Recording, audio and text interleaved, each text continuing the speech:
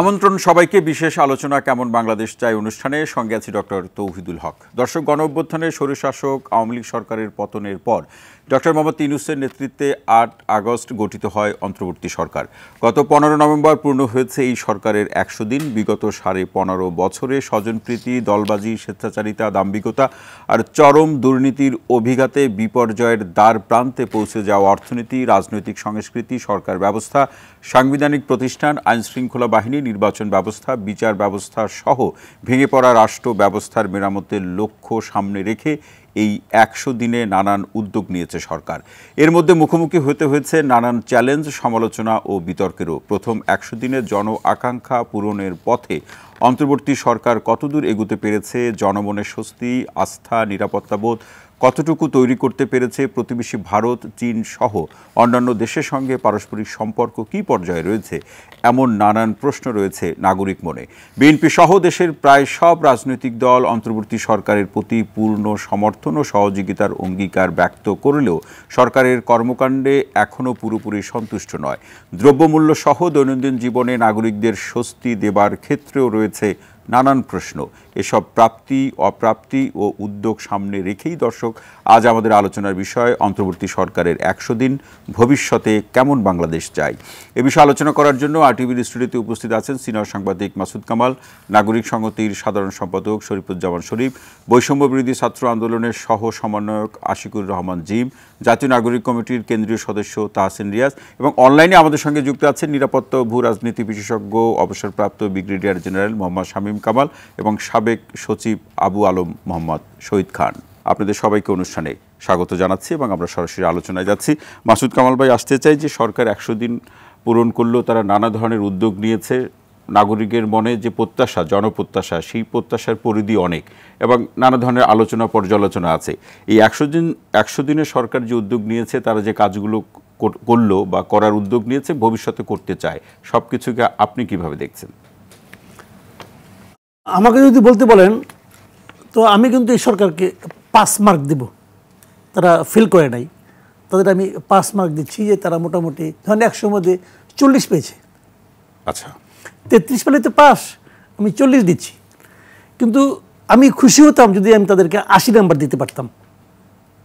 খুশি হতে বা ৮০ নাম্বার দিতে পারছেন না কেন সেটা বলবো। জি প্লিজ। সেটা বলছি। দেখেন, মূল ঘটনাটা কি, এই সরকারের কাছে আসলে আমাদের প্রত্যাশাটা কী ছিল একদম শুরুতে। আমি মনে করি আমাদের উচ্চারিত প্রত্যাশা ছিল দুটো। এটা আমি আমার দেখ বলছি, আসলে জিজ্ঞেস করলে সবারই আল্লাহ আল্লাহ প্রত্যাশা আছে। আমার প্রত্যাশা ছিল উচ্চারিত দুটো। সেই দুটো কি, তারা একটা ভালো নির্বাচন দেবে।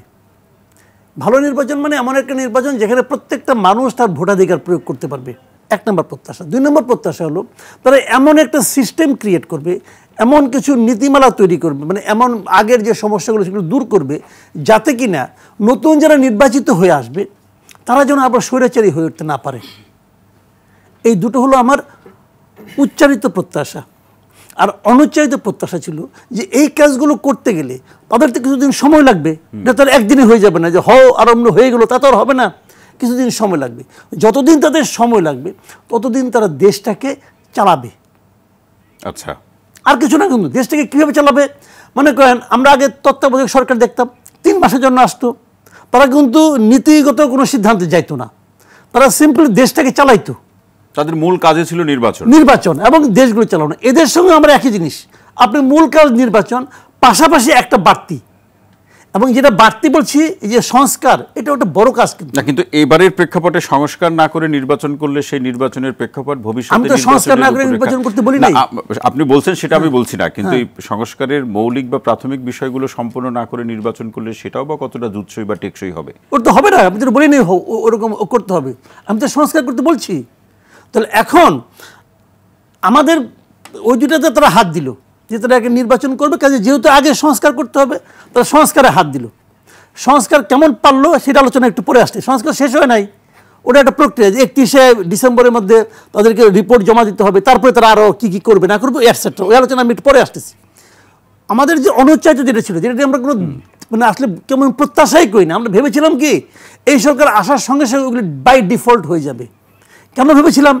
কারণ দ্রব্যমূল্য বেড়ে যায়। কেন বাড়ে? আমরা জানি দুটো কারণে বাড়ে। এক হলো চাঁদাবাজির কারণে বাড়ে, আরেকটা হলো সিন্ডিকেটের কারণেবাজি। যেহেতু নতুন সরকারের চাঁদাবাজির সঙ্গে কোনো সম্পর্ক নাই, অতএব চাঁদাবাজি হবে না। চাঁদাবাজি না হলে আমার দ্রব্যমূল্য বাড়বে না। আর যেহেতু আগে আমরা দেখতাম সিন্ডিকেটই গভর্নমেন্ট, আগে এরকম একটা ভাব ছিল, যারা গভর্নমেন্ট তারাই সিন্ডিকেট। কাজেই এরা তো সিন্ডিকেটের লোক, তার গভর্নমেন্টে আসে নাই, অতএব সিন্ডিকেটও থাকবে না। কিন্তু আমরা বিস্ময়ের সঙ্গে লক্ষ্য করলাম যে দ্রব্যমূল্য কমলো না, দ্রব্যমূল্য নিয়ন্ত্রণেও আসলো না, বরঞ্চ চাঁদাবাজরা এবং সিন্ডিকেট আগের চেয়েও বেশি ভয়ঙ্কর রূপে আবির্ভূত হলো। আমাদের সরকার যে উদ্যোগ বা সিদ্ধান্তগুলো নিয়েছে বা আলাপ আলোচনাগুলো করেছে, সেগুলো কি কোনো কাজে আসেনি? আপনি আমাকে থামাই দেন না, আপনি উত্তরটা পাবেন এখানে। আচ্ছা, জি বলুন। পাবেন তো। এখন আমি যেটা বলতেছি যে তারা কিন্তু তাহলে হলো না কেন? তাহলে সরকার কি চাঁদাবাজদের টিকে রাখছে? না, রাখে নাই। সরকার কি সিন্ডিকেটকে হাওয়া দিছে যে তুমি থাকো? না, তাও হয় নাই। হয়েছেটা কি, এই সরকার আসলে জানে না কীভাবে চাঁদাবাজ নিয়ন্ত্রণ করতে হয়। এই সরকার জানে না কীভাবে সিন্ডিকেটকে নিয়ন্ত্রণ করতে হয়। তারা জানে না, তারা ভয় পায়, তা কিন্তু আমি বলি নাই। তারা জানে না। জানে না কেন? তারা আসলে ক্যাপাবেল না। সমস্যাটা হলো এখানেই। আপনি অনেকগুলি ভালো মানুষকে নিয়ে আসছেন যারা ক্যাপাবেল না। যদি ভালো মানুষ হওয়ার যোগ্যতা হতো, তাহলে মসজিদের সমস্ত ইমামদের নিয়ে আসতেন, লোক ভালো। তারা কি ক্যাপাবেল? তারা ক্যাপাবেল না। কতগুলো অযোগ্য লোককে নিয়ে এসে এখানে সরকার বানানো হয়েছে, যে লোকগুলো জানে না কীভাবে চাঁদাবাজ করবে। কারণ ওরা তো ভদ্রলোক, ওরা তো চাঁদাবাজকে নিয়ন্ত্রণ করার পদ্ধতি জানে না। দ্যাট ইজ হোয়াই যে সরকার মানুষের জনজীবনকে শান্ত করতে পারছে না। সমস্যাটা কী হচ্ছে আমি বলি, এটা বলে শেষ করি 1 মিনিটের মধ্যে। সমস্যাটা হলো গিয়ে, যেহেতু জনগণ আনহ্যাপি হয়ে গেছে, আপনি সংস্কার কি করবেন না করবেন ওটা নিয়ে মানুষের কোনো মাথা ব্যথা নাই। আপনি যদি এই জনজীবনটাকে শান্ত রাখতে পারতেন, মানুষ আপনাকে কোনো কিছু বলতোই না, বলতো তুমি সংস্কার করো, যতদিন লাগে করো। কিন্তু যখন আপনি মানুষের দৈনন্দিন শান্তিটা দিতে পারছেন না, তখন আপনি সংস্কার করবেন না কি করবেন, মানুষের মাথা ব্যথা নেই। আপনাকে রিক্সাওয়ালাকে বলেন আমরা এই সংস্কার করছি, শুনবে, আপনি ভদ্রলোক না করবে না, তারপরে বলবে কি এতে কি জিনিসপত্রের দাম কমবে? এই হলো মানুষের তার যা প্রত্যাশা সেইটা কতটা পূরণ হবে সেটা সে জানতে চাবে। মাসুদ কামাল ভাই, অসংখ্য ধন্যবাদ।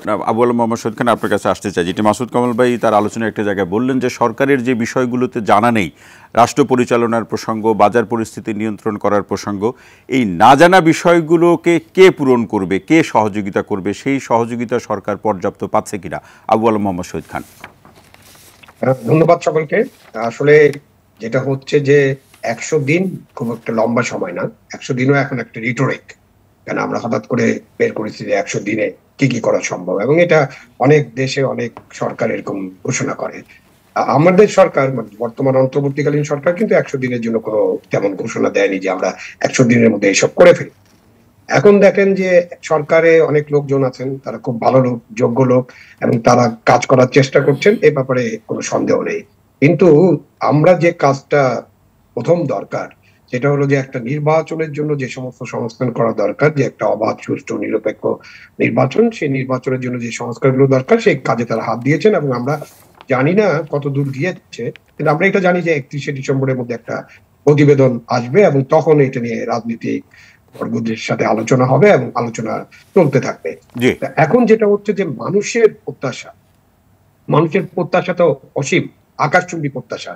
কারণ যখনই একটা সরকার গণঅভ্যুত্থানের মধ্য দিয়ে পরিবর্তিত হয়, একটা যুদ্ধের মধ্য দিয়ে পরিবর্তিত হয়, তখন কিন্তু মানুষের প্রত্যাশা থাকে আকাশচুম্বী, এবং সেই প্রত্যাশা পূরণ করা একটা বড় চ্যালেঞ্জ, এবং সেই চ্যালেঞ্জটা গ্রহণ করা এবং চ্যালেঞ্জটাকে সামনের দিকে এগিয়ে নিয়ে চ্যালেঞ্জটা মোকাবেলা করা, এটার জন্য সরকারের যে শক্তি, সামর্থ্য এবং সরকারের যে মনোবল এবং কমিটমেন্ট থাকা দরকার, সেটা নিয়ে মাসুদ কামাল সাহেব একটা প্রশ্ন করছেন যে তারা খুব দুর্বল এবং তারা জানেন না তারা কিভাবে করবেন।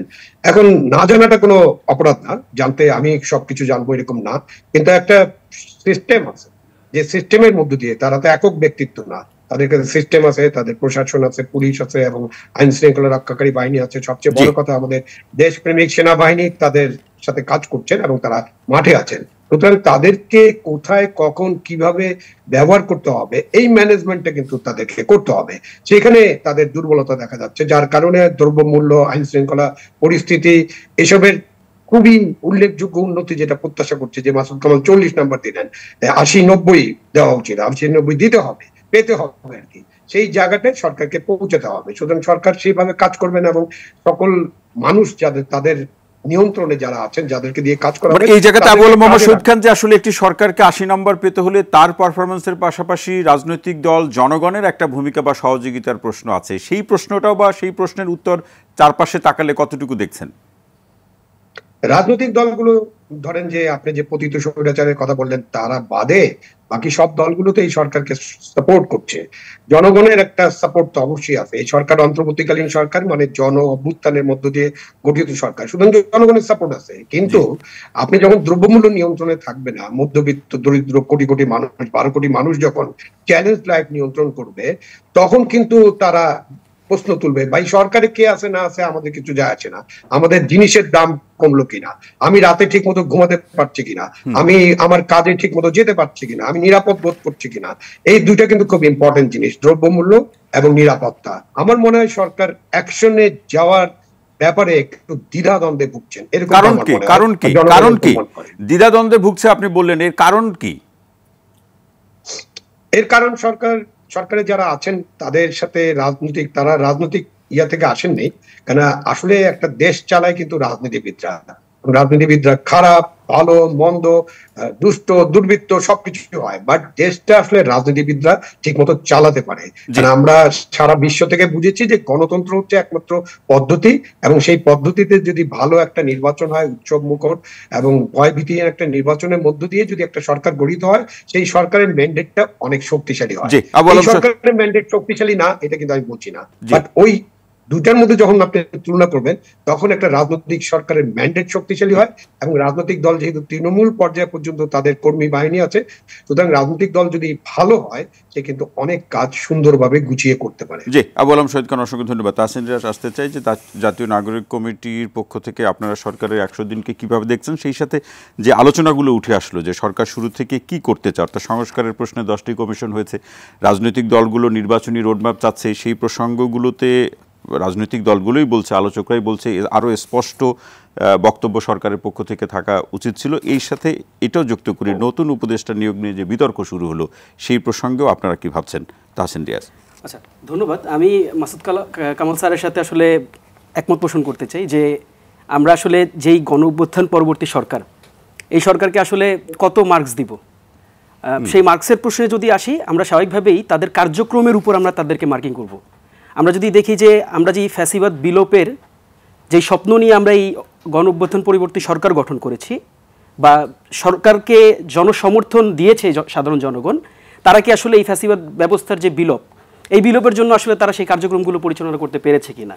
আমরা দেখেছি এখন পর্যন্ত যারা ফ্যাসিজমকে লেজিটিমেসি দিয়েছে, যারা ফ্যাসিজমকে টিকিয়ে রেখেছে, যারা ফ্যাসিজমের সাথে একেবারে সরাসরি সম্পৃক্ত থেকে মানুষের উপর, জনগণের উপর গুলি ছুঁড়েছে, যারা মানুষকে রক্তাক্ত করেছে, ক্ষতবিক্ষত করেছে, যারা ছাত্রদেরকে মারতে অনীহা করেনি, এদেরকে কেন এখন পর্যন্ত এই সরকার আইনের আওতায় আনতে পারেনি? এটি কিন্তু একটি বড় প্রশ্ন।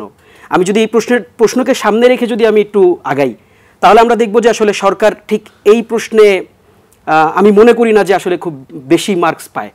দ্বিতীয় দিকে যদি তাকাই, এর পিছনে কারণটা কি, পারছে না কেন? এটা না পারার অনেকগুলো কারণ আছে। আসলে স্যার যেটা বলেছেন বা অন্যান্যরা যেটা বলেছেন, ইতিমধ্যেই এই ব্যাপারটা উঠে এসেছে। এক্সপেরিয়েন্স সবসময় ম্যাটার করে, আর আপনি এটাই বাস্তবতা। বাংলাদেশ খুব আমরা যদি দেখি আমাদের কনস্টিটিউশনাল ক্রাইসিসের দিকে যদি আমরা তাকাই, আমাদের এখনকার গণঅভ্যুত্থান পরবর্তী যে সময়টা, এই সময়টাতে আমরা যদি দেখি যে আসলে সরকার ঠিক কিভাবে নিজেকে পরিচালনা করবে, সরকার ঠিক কিভাবে নিজেদেরকে গঠন করবে, সরকার ঠিক কোন কোন জায়গায় রেসপন্স করবে, সরকার কোনটাকে ইমিডিয়েটলি রেসপন্স করবে, কোনটাকে সেকেন্ডারি পজিশনে রেখে রেসপন্স করবে, এটা আসলে রাজনৈতিক দক্ষতা, রাজনৈতিক যে এক্সপেরিয়েন্স, এই এক্সপেরিয়েন্স না থাকলে এটা আসলে বোঝাটা বড়। এই পরিকল্পনায় সরকার পিছিয়ে আছে, সেটাই বলছেন। অবভিয়াসলি সেটা পিছিয়ে আছে। পাশাপাশি আমরা যদি একটু দেখি, এই সরকার কি আসলে যে রাজনৈতিক শক্তিগুলো, যে গণতান্ত্রিক রাজনৈতিক শক্তিগুলো ফ্যাসিবাদের বিরুদ্ধে 16 বছর লড়াই করেছে, তাদের সাথে কি আসলে তাদের পরামর্শ, তাদের সাথে কি আসলে তাদের বোঝাপড়াটা ঠিক সঠিক জায়গায় আছে কিনা, তারা কি তাদের সাথে এই বোঝাপড়াগুলো করছে কিনা, তারা কি তাদের সাথে পরামর্শ করে স্টেপগুলো নিচ্ছে কিনা? নট নেসেসারিলি আপনার রাজনৈতিক শক্তিগুলোর প্রেসক্রিপশনে তারা আগাবে, নট নেসেসারিলি রাজনৈতিক শক্তিগুলোর কমেন্টে তারা আগাবে, কিন্তু যেহেতু তাদের ইনক্যাপাবিলিটি আছে, যেহেতু তাদের একটা সমন্বয় থাকবে, সমন্বয়টা থাকা জরুরি, অবশ্যই জরুরি। কারণ আমরা যাদেরকে আজকে সরকারে দেখেছি, আমরা কিন্তু বিগত 16 বছরে তাদেরকে খুব বেশি সামনে দেখিনি। আমরা দেখেন, আমি খুব আপনাদের কাছে শুনতে কষ্ট লাগতে পারে, কিন্তু মাঠ পর্যায়ে কিন্তু এই একটি শব্দ কিন্তু আমরা অনেকের কাছে শুনি, যেহেতু আমরা মাঠ পর্যায়ে নাগরিক কমিটি নিয়ে আমরা বিভিন্ন জায়গায় যাচ্ছি, মানুষদের সাথে কথা বলছি, আমরা কিন্তু বারবার এটা বলতে শুনি যে এটি কি এনজিও গভর্নমেন্ট হয়ে গেল কিনা। এটি কষ্টদায়ক শব্দ, আমরা এই শব্দ শুনতে চাই না। গণ অভ্যুত্থান পরবর্তী যে শক্তি, যেই সরকার গঠিত হবে, সেই সরকার তো আমরা ধরেই নিয়েছিলাম যে তারা জনগণের প্রত্যাশা পূরণের জন্য কাজ করবে, তারা আইনের শাসন প্রতিষ্ঠা করবে, তারা যেখানে ফ্যাসিবাদের দোসররা থাকবে তাদেরকে গ্রেপ্তার করে আইনের আওতায় নিয়ে আসবে। আমরা অবশ্যই আমরা গঠনমূলক সমালোচনা করব। আবার এই আলোচনা তো আছে, আপনারাই বলছেন যে 100 দিন কতটা যথেষ্ট এই প্রসঙ্গ বা এই চাহিদাগুলো পূরণ করার প্রশ্নে। আরেকটি বিষয় তাসিন জিয়া, নতুন উপদেষ্টা যে নিয়োগ হলো, নতুন উপদেষ্টা সকলের প্রত্যাশা ছিল, আপনাদেরও প্রত্যাশা ছিল যে সরকারের যারা উপদেষ্টা হিসাবে আছেন তাদের কাজের পরিধি অনেক বেশি, নতুন উপদেষ্টা নিয়োগ দেওয়া প্রয়োজন, কিন্তু উপদেষ্টা নিয়োগ দিয়ে একটা বিতর্কের মধ্যে পড়ে গেল। দেখুন, বিতর্কটা তো স্বাভাবিক থাকবেই, বিতর্ক থাকাটাই স্বাভাবিক। বরং আমরা বারবার একটি ব্যাপার আমরাও বলার চেষ্টা করেছি, আপনি যখন উপদেষ্টা নিয়োগ করবেন, আমরা বলছি না, আমরা কখনোই এটা বলি না যে সেখানে বৈষম্যবিরোধী ছাত্র আন্দোলন সেটাকে কন্ট্রোল করবে, সেখানে প্রেসক্রিপশন দিবে, নাগরিক কমিটি সেখানে কোনোভাবে ইনভলভ হবে, অথবা অন্য কোনো রাজনৈতিক শক্তি সেখানে ইনভলভ হবে, মানে এটা চাই না। আমরা এই গভর্নমেন্টকে স্বাধীন এবং নিরপেক্ষভাবেই দেখতে চাই। কিন্তু উপদেষ্টা নিয়োগের ক্ষেত্রে আমার জানা নেই আসলে যে দুজন নতুন উপদেষ্টা তারা নিয়োগ করেছে, এই দুজন উপদেষ্টার আসলে ফ্যাক্ট চেক তারা করেছিল কিনা। যদি সেখানে বিতর্কের জায়গা থেকে থাকে, এমনিতেই আমরা দেখেছি যে সরকার গঠনের পর থেকে কিন্তু ষড়যন্ত্র থেমে নেই। আমরা আন্তর্জাতিক ষড়যন্ত্র দেখেছি, আমরা আমাদের ডোমেস্টিক যে পলিটিক্স সেখানে আমরা ষড়যন্ত্র দেখেছি। সরকারকে কি পতিত ফ্যাসিবাদ একদিন, আমি এই প্রশ্নটা রাখতে চাই, একদিন কি শান্তিতে তাদের কার্যক্রম পরিচালনা করতে দিয়েছে? এটাই তো বাস্তব হওয়ার কথা ছিল, যে তাদেরকে শান্তিতে তাদের কার্যক্রম পরিচালনা করতে দেওয়া হবে না। তো এটি মাথায় রেখেই কিন্তু তারা বিতর্কের ঊর্ধ্বে থাকবে, তারা সকল প্রশ্নের ঊর্ধ্বে থাকার চেষ্টা করবে। অ্যাটলিস্ট এটা তো আমরা প্রত্যাশা করতেই পারি এই গভর্নমেন্টের কাছে। কিন্তু আমরা আসলে সেই জায়গাটাতে আমরা দেখেছি তাদের বেশ কিছু ফেলিওর, আমরা সেই জায়গাটাতেও দেখেছি তারা আসলে ঠিক সঠিকভাবে ওয়ার্ক করতে পারছে না।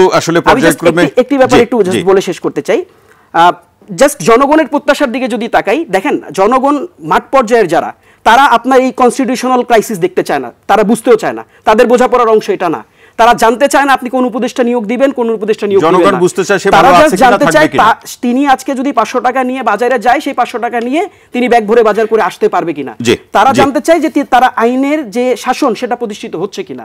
সেটি যদি তারা নিশ্চিত করতে পারে, তবেই আমরা বোধহয় তাদেরকে 100-তে আরো বেশি মার্কস দিতে পারি। তাসিন রিয়াজ, অসংখ্য ধন্যবাদ। শরীফুজ্জামান শরীফে আসতে চাই, যে কোনো সরকারের কাছে, বিশেষ করে ডক্টর মোহাম্মদ ইউনূসের নেতৃত্বে অন্তর্বর্তীকালীন সরকারের কাছ থেকে জনগণ যা পেতে চায়, জনগণ যা বুঝতে চায়, এই জনগণের বুঝতে চাওয়া পেতে চাওয়াকে আপনার দৃষ্টিতে আপনি কিভাবে দেখছেন? আপনাকে ধন্যবাদ, সবাইকে শুভেচ্ছা। আপনি একজন সন্তানের কাছে যদি জিজ্ঞেস করেন যে তোমার বাবা কেমন মানুষ, সে বলবে আমার বাবা পৃথিবীর সবথেকে ভালো বাবা। বাবা তার কর্মকাণ্ড যাই হোক না কেন, একজন সন্তানের কাছে তার বাবা হচ্ছে শ্রেষ্ঠ বাবা। কিন্তু একজন শাসকের কথা যদি আপনি বিশ্লেষণ করতে বলেন, শাসকের নানা রকমের ওই বাবার মতন শ্রদ্ধাটা থাকে না। সুতরাং আপনার ওই টিমের উপরে কে আছেন, তার শিক্ষাগত যোগ্যতা কি, তার ক্যারিশমা কতটুকু, এগুলো গুরুত্বপূর্ণ বিষয় না। তিনি জনগণের পারপাসটা কতটুকু সার্ভ করতে পারছেন, এটা ইম্পর্টেন্ট। আমরা একটা ব্যাপক পরিবর্তন, অনেক কিছু এগুলো আমরা জানি। 15 বছরে কি হয়েছে এটি বারবার বলার দরকার নেই, কারণ 5-6 বছরের শিশু পর্যন্ত জানে যে আমাদের এখানে কি হয়েছে। এখন আমি সামনের দিকে এগোতে চাই। আমি কেমন বাংলাদেশ চাই? আমি একটা গণতান্ত্রিক বাংলাদেশ চাই। শেখ হাসিনার সাথে আওয়ামী লীগের সঙ্গে আমাদের ডিফারেন্সটা কোথায় ছিল? রাষ্ট্রের মালিক হচ্ছে জনগণ, কিন্তু জনগণের ভোটে এখানে রাষ্ট্র সরকার গঠিত হতো না। তারা তাদের একটা সিস্টেম করে সেই সিস্টেমে তারা সরকার গঠন করতেন। আমি আমার ভোটাধিকার থেকে বঞ্চিত ছিলাম। আমার স্বপ্ন হচ্ছে এই রাষ্ট্র পরিচালনায় আমি আমার ভূমিকাটা রাখবো। কিভাবে রাখবো? আমি নীতি গ্রহণের ক্ষেত্রে আমি রিপ্রেজেন্টেটিভ ঠিক করব, তারা গিয়ে স্থানীয় সরকার বলেন, কেন্দ্রীয় সরকার বলেন, সেই জায়গাগুলোতে তারা পলিসি ঠিক করবে এবং তার বাস্তবায়নটা করবে। 100 দিনে আমরা কতটুকু এগিয়েছি? আপনি এখান থেকে নামার পরে একজন রিক্সাওয়ালাকে যদি জিজ্ঞেস করেন সে কি চায়, এই যে আপনার বিল্ডিং এর পেছনে যে ভ্যানওয়ালারা বসে আছে কি চায়, এদের কেউই আপনাকে বলবে না যে স্যার আমি একটু পরে বাড়িতে যাব, আমাকে 3 কেজি আলু কিনে দেন। কোনো একজন লোক বলবে না যে আমাকে 2 কেজি চাল কিনে দেন। প্রত্যেকটা মানুষের কাছে আপনি শুনবেন যে আমি যে পেশার সাথে যুক্ত আছি, আমি যে কাজটা করছি, এই কাজটা যাতে আমি শান্তিপূর্ণভাবে করতে চাই, আমি অন্তত শান্তিতে আমার কাজটা করতে চাই। আপনার কাছে আর্থিক বা বৈষয়িক কোনো সুবিধাটা চাইবে না। সেই জায়গাটাকে আমরা ইনশিওর করতে পেরেছি। আমার 100 দিনের অবজারভেশন হচ্ছে যে আমাদের ওই যে বানরের মতো আমরা কোথাও উঠছি, কোথাও নামছি। অগ্রগতির জায়গা, এটা কি প্রত্যাশার পরিধি বেশি হওয়ার কারণে এমনটা হচ্ছে? আমি ওই জায়গাটায় আসব। আপনি অ্যাড্রেস করছেন কোন পয়েন্টগুলো। আমার এখন পর্যন্ত অবজারভেশন হচ্ছে শহরের, এই কথাটা আমি বারবার বলি, শহরের মধ্যবিত্তের ড্রয়িং রুমের যে ইস্যুগুলো, বিশ্ববিদ্যালয়ের স্টাডি সার্কেলের যে ইস্যুগুলো, সেই ইস্যুগুলো আপনি অ্যাড্রেস করছেন। গ্রামের গরিব মানুষ, ঠিক এই মুহূর্তে আপনি যদি খোঁজ নেন দিনাজপুরের কৃষকরা পেঁয়াজ লাগাবে, সেই বীজ তাদেরকে 3 গুণ দামে কিনতে হচ্ছে। এই মুহূর্তে রংপুরের আলু চাষিকে তার বীজ কিনতে হচ্ছে 4 গুণ বেশি দামে।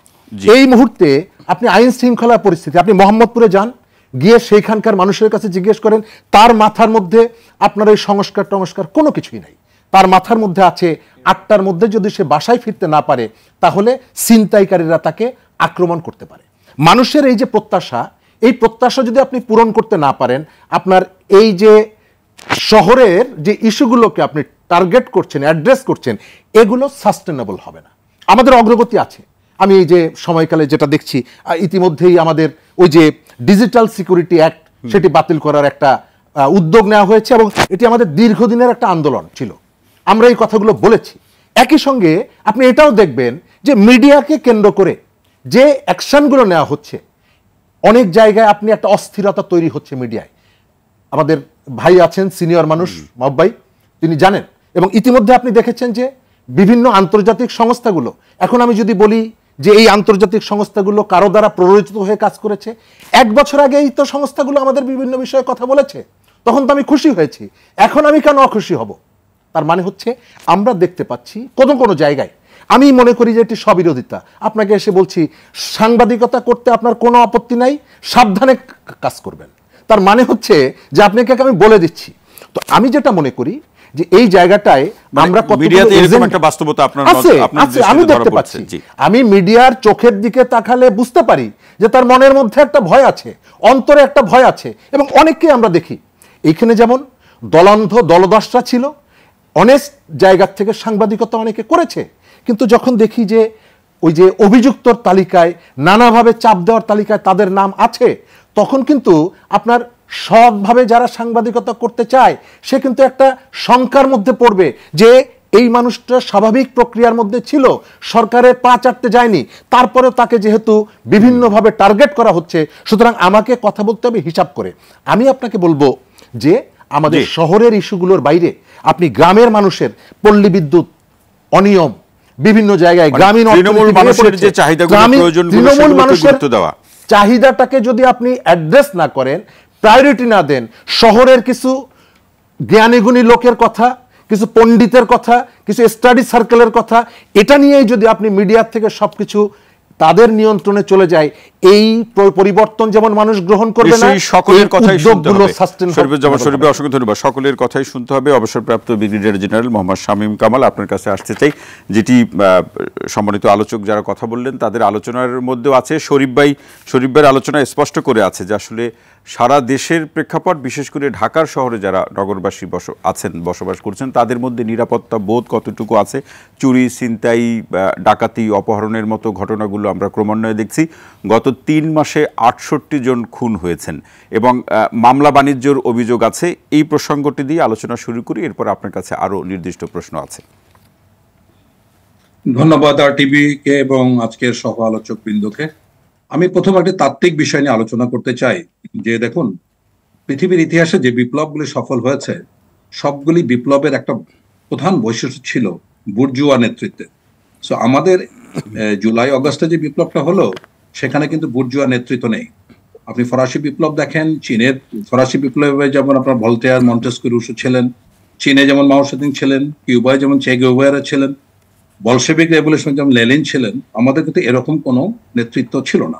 সো আমাদের যাদের নেতৃত্বে এই আন্দোলনটা আসলো বা সফলতা আসলো, তারা কিন্তু বয়সে অনেক নবীন ছাত্র, তাদের জ্ঞান, বুদ্ধি, বিবেচনা এখনো ম্যাচিউরড হয়নি। সো এটা একটা বড় ঝুঁকি ছিল।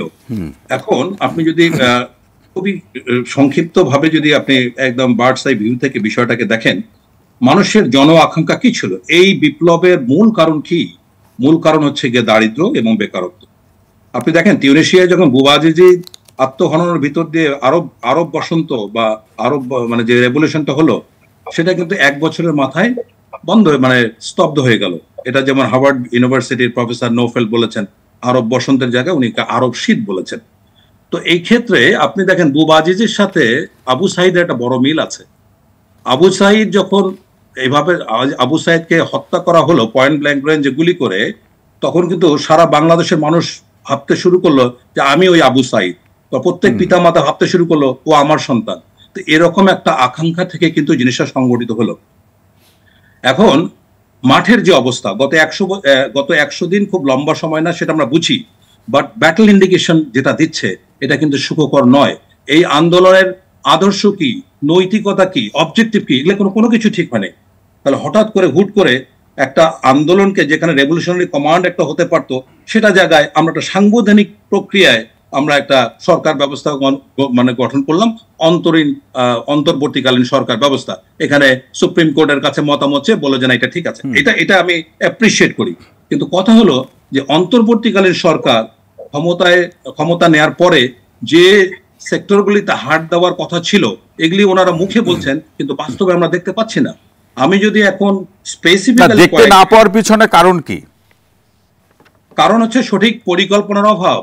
আপনি দেখেন বৈষম্য বিরোধী ছাত্র আন্দোলন বৈষম্য বিরোধী আন্দোলন যে শুরু হয়েছে, এটার শুরুতেই এর গত 100 দিনের মধ্যে এটা কি স্পষ্ট নয় যে বৈষম্য তাদের ভিতরে শুরু হয়েছে?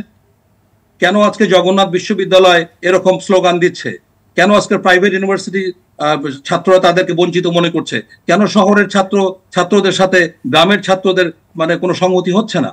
এবং এই যে ছাত্র নাগরিক অধিকার পরিষদ বা ছাত্র প্ল্যাটফর্মে যে মানে প্ল্যাটফর্মগুলি দাঁড়ানোর চেষ্টা করছে, তারা দাঁড়াতে পারছে না।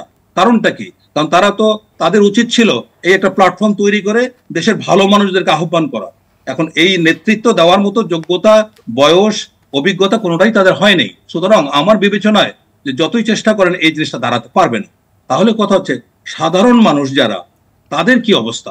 তাদের অবস্থা কিন্তু খুবই খারাপ। না, তাহলে তো শামীম কামাল ভাই, এই প্রশ্নটা একেবারে থেকেই যায় যে আসলে বিপ্লবের স্পিরিট কতটা আগামী দিনগুলোতে আমরা সেটি বাস্তবায়ন আকারে দেখতে পাবো। আমাকে যদি খুব সংক্ষেপে বলতে বলেন, সরকার পতন পর্যন্ত বিপ্লব সফল ছিল। তারপরে আমি একেবারেই দীর্ঘ আমি টানেল দেখতে পাচ্ছি এবং যার ওপাশে অন্ধকার ছাড়া আমি কিছুই দেখতে পাচ্ছি। আমি দেখতে পাচ্ছি না বিপ্লবের সফলতা। অসংখ্য ধন্যবাদ। আরো কিছু প্রশ্ন আছে, সেগুলো পরবর্তী পর্যায়ে আপনার কাছ থেকে শুনছি। আমি একটু আশিকুর রহমান জিম আপনার কাছে আসতে চাই, যে জায়গাটাতে শামীম কামাল ভাই শেষ করলেন, যে যারা আন্দোলনের সময় যারা নেতৃত্ব দিয়েছে সেই সময় প্রথম সারিতে ছিল, সমন্বয়কদের মধ্যেও কোথাও কোথাও তিনি বৈষম্য দেখছেন। পাশাপাশি আহতদের চিকিৎসার যে প্রসঙ্গ, সেই বিষয়টি নিয়েও আমরা পঙ্গু হাসপাতালে একজন স্বাস্থ্য উপদেষ্টা যে অবস্থার মুখোমুখি হতে হলো। পাশাপাশি মামলা বাণিজ্যের যে অভিযোগ, সেই অভিযোগ নিয়ে আপনারাও কিন্তু উদ্বেগ প্রকাশ করেছেন। এই যে বিষয়গুলো দাঁড়ালো, সেই বিষয়গুলো বিপ্লবের স্পিরিট থেকে আমাদেরকে কতটা পিছিয়ে দিচ্ছে, এবং এই জায়গাতে বৈষম্যবিরোধী ছাত্র আন্দোলনের যে প্ল্যাটফর্ম, আপনাদের নির্দিষ্ট করে কি ভাবছেন এবং সামনের দিনগুলোতে আপনাদের কেমন কর্মসূচি দেখতে পাবো, এই প্রশ্নগুলো আপনার কাছে রেখে যাচ্ছি। বিরতি থেকে ফিরে এসে শুনবো। প্রিয় দর্শক, আপনারা দেখছেন কেমন বাংলাদেশ চাই, নিচ্ছি ছোট্ট বিরতি, সঙ্গেই থাকুন।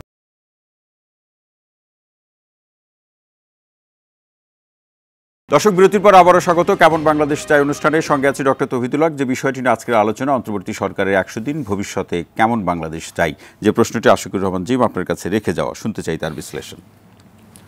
ধন্যবাদ জানাচ্ছি। আমার কাছে ব্যক্তিগতভাবে যেটা মনে হয় সেটা হচ্ছে আমাদের যে উপদেষ্টা পরিষদ, সেই উপদেষ্টা পরিষদ আমাদের যে বিপ্লব, সেই বিপ্লবের স্পিড আসলে ধারণ করতে পারেনি। দেখেন, 15 তারিখ যখন ঢাকা বিশ্ববিদ্যালয়ে 15 জুলাই যখন ঢাকা বিশ্ববিদ্যালয়ে আমাদের উপর হামলা করা হয়, সেই হামলায় আমাকে যারা মেরেছিল, ব্রিটিশ কাউন্সিলের সামনে আমি যখন ভিসি চত্বর থেকে মার খেতে খেতে যখন ব্রিটিশ কাউন্সিলের সামনে গিয়ে বসি, সেখানে গিয়ে যারা আমাকে মেরেছিল তারা স্টিল ফেসবুকে পোস্ট দিয়ে বেড়াচ্ছে। এখন দেখেন, যে মানুষগুলো আমাকে মেরেছিল তাদের বিরুদ্ধে মামলা হয়েছে, তাদের বিরুদ্ধে কোনো অ্যাকশন নেওয়া হয়নি। আপনি কল্পনা করতে পারেন যে এই আমরা একটা সরকার গঠন করলাম, সেই সরকার এখন পর্যন্ত এই যে এতগুলো মামলা হয়েছে, সাবেকে তো আমরা মামলা করছি, তাদের বিরুদ্ধে কোনো মামলা হয়নি। মামলা হওয়ার পর তাদেরকে ধরা হচ্ছে না। এখন দেখেন, যখন আমরা বিপ্লব করতেছিলাম, বিপ্লব চলাকালীন অবস্থায় আমি এই বাসায় থাকি, ফেসবুকে একটা স্ট্যাটাস দিই, সাথে সাথে ডিবি ওখানে এসে হাজির, কোনো কিছু করলে সাথে সাথেই চলে আসে ওখানে। এখন তাহলে এই অন্তর্বর্তীকালীন তার থেকে কেন ধরতেছে না? সমস্যাটা কোথায়? আমার কাছে মূল যে জায়গাটা সমস্যা মনে সেটা হচ্ছে এই উপদেষ্টা সরকার আমাদের যে বিপ্লব করেছি আমরা সেই বিপ্লবের স্পিরিট আমরা ধারণ করতে পারিনি। আমাদের সবচেয়ে বড় ভুল ছিল এই বিভিন্ন জায়গা থেকে উঠে নিয়ে এসে উপদেষ্টা পরিষদ গঠন করা। আমরা ছাত্রদের সংখ্যা যদি উপদেষ্টা পরিষদে বাড়াইতে পারতাম তাহলে আমরা বর্তমানে যে সমস্যাগুলো দেখতেছি এগুলো এত পরিমাণে এত বেশি আমরা ফেস করতে পারতাম না, হয়তো অনেক কম হতো। দেখেন আপনি যেটা বললেন যে আহতদের ব্যাপারে এটি কি বৈষম্যবিরোধী ছাত্র আন্দোলনের কাজ? এটা কাদের কাজ? সরকারের কাজ। সরকারকে সহায়তা করবে কারা? আমরা। সরকার যদি বলে যে আমরা আমাদের ওই রকম হচ্ছে না, আমরা পারতেছি না, তোমরা আমাদেরকে সহযোগিতা করো, বৈষম্যবিরোধী ছাত্র আন্দোলন আমাদেরকে সহযোগিতা করো, আমরা আছি আপনাদেরকে সহযোগিতা করবো। কিন্তু আপনারা এখন কোনো উদ্যোগ নেন নাই। তাদের চিকিৎসার ব্যাপারে আপনারা আজ 101-2 দিন হয়ে যাচ্ছে, আপনারা কি করছেন তাদের ব্যাপারে? তাদেরকে কেন মাঠে নামতে হবে আজকে? না, এক্ষেত্রে সরকারের পক্ষ থেকে বক্তব্য হলো যে কাউকে বিদেশে পাঠানোর প্রসঙ্গ নিয়ে তারা ভাবছে, বাইরে থেকে চিকিৎসক আনাচ্ছে। আরেকটি বক্তব্য ঘুরে ফিরে নিশ্চয়ই সেটি আপনারও নজরে এসেছে যে আহতদের সংখ্যা এত বেশি যেটি নির্দিষ্ট বা স্বল্প সময়ের মধ্যে সকলের জন্য উন্নত চিকিৎসা ব্যবস্থা করতেও কিছু পরিকল্পনা গ্রহণ করতে সময় লাগছে। এখন এই বক্তব্যের সাথে, সরকারের এই বক্তব্যের সাথে আপনি একমত কিনা? দেখেন, বিপ্লব পরবর্তী সময়ে যে মানুষগুলো আহত হয়েছে তাদেরকে চিকিৎসা দেওয়া আমাদের প্রথম কর্তব্য ছিল এবং প্রধান দায়িত্ব ছিল। কিভাবে তাদেরকে আমরা চিকিৎসা দিতে পারবো, কিভাবে তাদেরকে সুযোগ সুবিধা দিতে পারবো, কিভাবে একটা মানুষের হাতটা না কেটে, একটা মানুষের পাটা না কেটে তাকে আমরা সুস্থ করে তুলতে পারবো, একটা মানুষের চোখ নষ্ট হয়ে গেছে সেই মানুষটাকে আমি কিভাবে সুযোগ সুবিধা দিতে পারবো, কিভাবে তার চোখের আলো আমরা ফিরিয়ে দিতে পারবো, এইটা আমার প্রথম এবং প্রধান প্রায়োরিটি হওয়া উচিত ছিল। কিন্তু সেটা আমরা করতে পারিনি। আপনি অনেক পরিকল্পনার কথা বলবেন, অনেক কিছু বলবেন, কিন্তু আপনার প্রধান কাজ কি ছিল? আপনাকে এটা করতে হবে, কিভাবে করতে হবে সেটা আপনার ভাবতে হবে। যত দ্রুত সম্ভব আপনার করা উচিত ছিল। আপনি দেখেছেন যে অনেকের এই দীর্ঘ সময়ের কারণে একটা সময় যখন আপনি গুলি লেগে গেছে, যখন আপনি 101 দিন 2 দিন অনেক দিন ধরে আহত অবস্থায় আছেন, তখন আপনি আগের অবস্থায় কিন্তু পারবেন না। যদি এটা আপনি 5 দিন অবস্থায় দ্রুত সময়ের মধ্যে আপনি করতে পারতেন তাহলে একটা কথা ছিল, কিন্তু এতদিন যার পর সেটা সম্ভব হচ্ছে না, আমরা পারতেছি না। এই সরকার, এই উপদেষ্টা সরকার আমাদের যে বলো আমাদের স্পিরিট, সেই স্পিরিট এখনো ধারণ করতে পারতেছে না। দেখেন এই সরকারের উচিত কি ছিল? এই 15-16 বছর ধরে আমরা কি করছি? আমি ঢাকা ইউনিভার্সিটি আশেপাশে যা দেখেছি যে আশেপাশে যারা ছিল আলেম ছিল তাদেরকে ধরে ধরে নিয়ে যাওয়া হয়েছে। আশেপাশে আমাদের বন্ধু বান্ধব অনেকে যারা ছিল দাঁড়িয়ে ছিল তাদেরকে বিভিন্নভাবে হয়রানি করা হয়েছে, বিভিন্ন কথা বলে যে শিবির ট্যাগ দিয়ে তাদেরকে জেলে ভরা হয়েছে।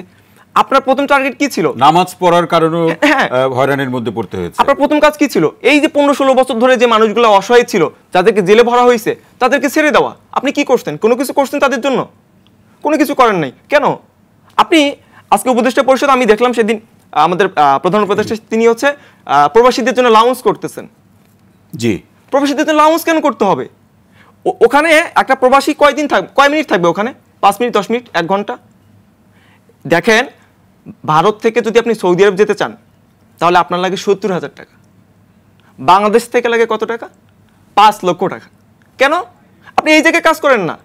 এই আন্দোলনে প্রবাসীরা কি পরিমাণ ভূমিকা রেখেছিল আমরা জানি না? তাদের অবদান কি কোনো অংশে কম ছিল? তারা রেমিটেন্স পাঠিয়ে একটা ভালো জায়গায় রাখার চেষ্টা করছে, উল্লেখযোগ্য পরিমাণ অবদান ছিল তাদের, কিন্তু আমরা তাদের জন্য কি করছি? এই যে বাংলাদেশের তো আপনি জানেন দরিদ্র দেশ, যারা বিদেশে যেতে চায় তাদের কি দরকার? লোন দরকার পড়ে, ঋণের দরকার পড়ে। এই জায়গায় আমরা কি করছি? এবং অতিরিক্ত যাতে টাকা খরচ না হয় সেই বিষয়ে সতর্ক থাকা। কিন্তু এই সরকার কি কোনো উদ্যোগ গ্রহণ করছে তাদের ব্যাপারে? তাদের জন্য কোনো কিছু করছে? কোনো কিছু করেনি এখন পর্যন্ত। দেখেন, আমি বারবারই বলতেছি, এই উপদেষ্টা সরকার এই যে নতুন নিয়োগ দিচ্ছে ফারুকি, এই যে 3 তারিখে যে হচ্ছে আন্দোলনে ভিজে ভিজে যে শিল্পীরা মাঠে নেমেছিল, কই সেখানে তো ফারুকি ছিল না। সে কোথায় ছিল? কিন্তু আন্দোলনে তার তো ভাষ্য বা আমরা কিছু ভিডিও দেখেছি তিনি মাঠে ছিলেন, কথা বলেছেন। আমি তো ওইটাই বলতেছি, 3 তারিখে তিনি কোথায় ছিল? ওই বৃষ্টিতে ভিজে ভিজে যে মানুষগুলো আন্দোলনে আমাদের সাথে একাত্মতা ঘোষণা করেছিল সেখানে তিনি কোথায় ছিল? এই বশিরকে নিয়ে আসতেন, বশিরকে আপনি নিয়ে আসতেন, কোথা থেকে নিয়ে আসতেন তাকে? জি, তিনি এবং তার ভাই মিলে আমাদের যে পাট শিল্প, সে পাট শিল্পের 60% নিয়ন্ত্রণ করে। আপনি তাকে কি করলেন? সে পাট মন্ত্রণালয়ে দিয়ে দিলেন। একজন মানুষের ব্যক্তিগত ইন্টারেস্ট আছে যেটার সাথে, আপনি সেখানে তাকে কিভাবে দেন? এই প্রসঙ্গে সরকারের সাথে আপনাদের আলাপ আলোচনা কতটুকু হয়? আমরা এরকম একটা আলোচনা আছে যে এই সরকারের যে সবকিছুর সাথে বৈষম্য বিরোধী ছাত্র আন্দোলনের একটা সরাসরি যোগাযোগ আছে। আপনাদের যেমন একটা ভুল ধারণা, সারা দেশের মানুষের একটা ভুল ধারণা আছে যে মনে হয় দেশ পরিচালনা করতেছে বৈষম্য বিরোধী ছাত্র আন্দোলন। সারা দেশের মানুষ মনে করে যে ছাত্ররা দেশ পরিচালনা করতেছে, কিন্তু সবথেকে বড় ভুল হচ্ছে এই ধারণাটা। বৈষম্য বিরোধী ছাত্র আন্দোলন সরকারের কোনো কিছুতে নাই। আমাদের যে হাতে গোনা যে 2 জন উপদেষ্টা, পরে আমাদের মাহফুজ ভাই যে আমাদের ওখানে গেছেন, এই 3 জন ব্যতীত আমাদের কেউ নাই ওখানে রিপ্রেজেন্টেটিভ। এবং আমাদের যে কথাগুলো বৈষম্য বিরোধী ছাত্র আন্দোলনের প্ল্যাটফর্মে যে কথাগুলো, সেগুলো আমরা ওইভাবে কোনো উপস্থাপন করতে পারি না। আমাদের কথাগুলো ওখানে যায় না। কিভাবে পরিচালিত হচ্ছে দেশ, কিভাবে উপদেষ্টা থামিয়ে দেয় কারা আপনাদের, এটা আমরাও জানি না। প্রচন্ড কোন শক্তি এখানে থামিয়ে দিচ্ছে এটা আমরাও জানি না। আমরা খুঁজতেছি কে বা কারা এর পিছনে আছে, আমরা খুঁজে পাওয়া যাবে। আমরা চেষ্টা করতেছি যে এই বিপ্লবকে নস্যাৎ করার চেষ্টা করা হচ্ছে কিনা, কে বা কারা এগুলো করতেছে সেটা খুঁজে বের করার আপনারা চেষ্টা করছেন। জি, শেষ করুন। আমার কথা হচ্ছে যে আমরা যারা শিক্ষার্থী ছিলাম তারা সব থেকে বড় ভুল করছি এই জায়গায় যে আমরা আমাদের প্রতিনিধিদের পাঠাতে পারিনি। আমি এখনো চাই আমাদের প্রতিনিধি বাড়ানো হোক। দেখেন, এই বিপ্লব যদি নস্যাৎ হতো, এখানকার যে উপদেষ্টা পরিষদ আছে তাদের মধ্যে কয়জনের গলায় ফাঁসি দড়ি যেত আপনি বলেন তো? আসিফ নাহিদ মাহফুজ, তার বাইরে কার গলায় ফাঁসি দড়ি উঠতো? যে মানুষটা বিপ্লবী না, যে মানুষটা বিপ্লব সফল না হলে তাকে জেলে যেতে হতো না, সেই মানুষটা কেন উপদেষ্টা পরিষদে থাকবে? জি, এই আলোচনা আরো শুনবো আশিকুর রহমান জি, অসংখ্য ধন্যবাদ আপনাকে। মাসুদ কামাল ভাই, আসতে চাই, এই প্রসঙ্গ যতদূর এগিয়েছে, আপনারা যতটুকু যে প্রসঙ্গগুলো বা বিষয়গুলো আলোচনায় নিয়ে এসেছেন, বিপ্লব পরবর্তী যে পরিস্থিতি, সেই পরিস্থিতি মোকাবেলার ক্ষেত্রে যে যারা সরকার বা পরিচালনার দায়িত্বে থাকেন তাদের সাহসের যে প্রসঙ্গ আপনারা বললেন, সেই জায়গা থেকে অসহযোগিতার প্রশ্ন, পর্যাপ্ত সাহস তৈরি না হওয়া, উদ্যোগ গ্রহণ করতে কখনো পিছপা হওয়া, অনেক কিছু চিন্তা করা, বিপ্লবের চেতনা ধারণ করা, এই 100 দিন এসে যদি আমরা সেই প্রাথমিক বিষয়গুলোর মধ্যেই থাকি, তাহলে সামনের দিনগুলোতে আমরা যা দেখতে চাই সেটি কতটা সম্ভব হবে? সেটি সম্ভব হবে কিনা জানি না, তবে সেটির ব্যাপারে এক ধরনের অবিশ্বাস তৈরি হবে। ধরেন আমি আমার একটা এক্সপিরিয়েন্স বলি। এক বাসায় আমি গিয়েছিলাম, তারা আমাকে বলে কি ভাই চা খেয়ে যান। আমি ঠিক আছে চা খেয়ে যাবো। আমি বসে আছি, সে রান্না করেই যাচ্ছে না রে ভাই, যখনই উঠতে নেই বলবে চা খেয়ে যান। কিন্তু তো আমি চাটা কিভাবে খাবো? আপনাকে তো চা বানানোর কোনো আমি উদ্যোগই দেখছি না। আপনি যদি রান্নাঘরে যান, টুংটাং শব্দ শুনি, তাহলে বুঝতে পারবো কি হ্যাঁ চা আসতেও পারে। কিন্তু যদি আপনি রান্নাঘরেই না ঢুকেন, তো চা খেয়ে যান বলে তো লাভ নাই। হ্যাঁ, আমি যদি বলি ভাই চা তো খাওয়ালেন না, সে যদি বলে ভাই আসছেন মাত্র 5 মিনিট, এর মধ্যে কি চা হয়ে যাবে? কথা কিন্তু সত্য, কিন্তু 5 মিনিটে চা হবে না। 5 মিনিটের মধ্যে আপনি রান্নাঘরেতে যাবেন, নমুনাটা তবে দেখাবেন। আপনি কি নমুনা দেখাচ্ছেন বলেন? আপনি কি নমুনা দেখাচ্ছেন? কোন একটা নমুনা কথা আপনি আমাকে বলেন, যে নমুনা দেখে আমি আশান্বিত হতে পারি যে না কিছু একটা হচ্ছে। আমি তো টুংটাং কোনো শব্দও পাই না। তো এটা হলো কেন জানেন? আমি আগেও বলেছি, এটা হলো কি যে ধরেন আপনি একটা যদি বাংলাদেশে একটা টিম করেন, এই টিম করলে আমি জীবনে কোনোদিন ক্রিকেট খেলে যাই, যখন একটা টিম ঘোষণা করেন আমি বলি এই বোলারটাকে নিল কেন, অমুককে নিল কেন, তারপরে একটা কনক্লুশন আসি এই টিম দিয়ে ভাই আপনারা কিছু করতে পারবেন না, আপনি একটা জিম্বাবুয়ের কাছে হারবেন বলি। কিন্তু তারপরে যদি ওই টিম যে ভালো করতেও পারে, কিন্তু তাহলে আমি কিন্তু সবচেয়ে খুশি হই।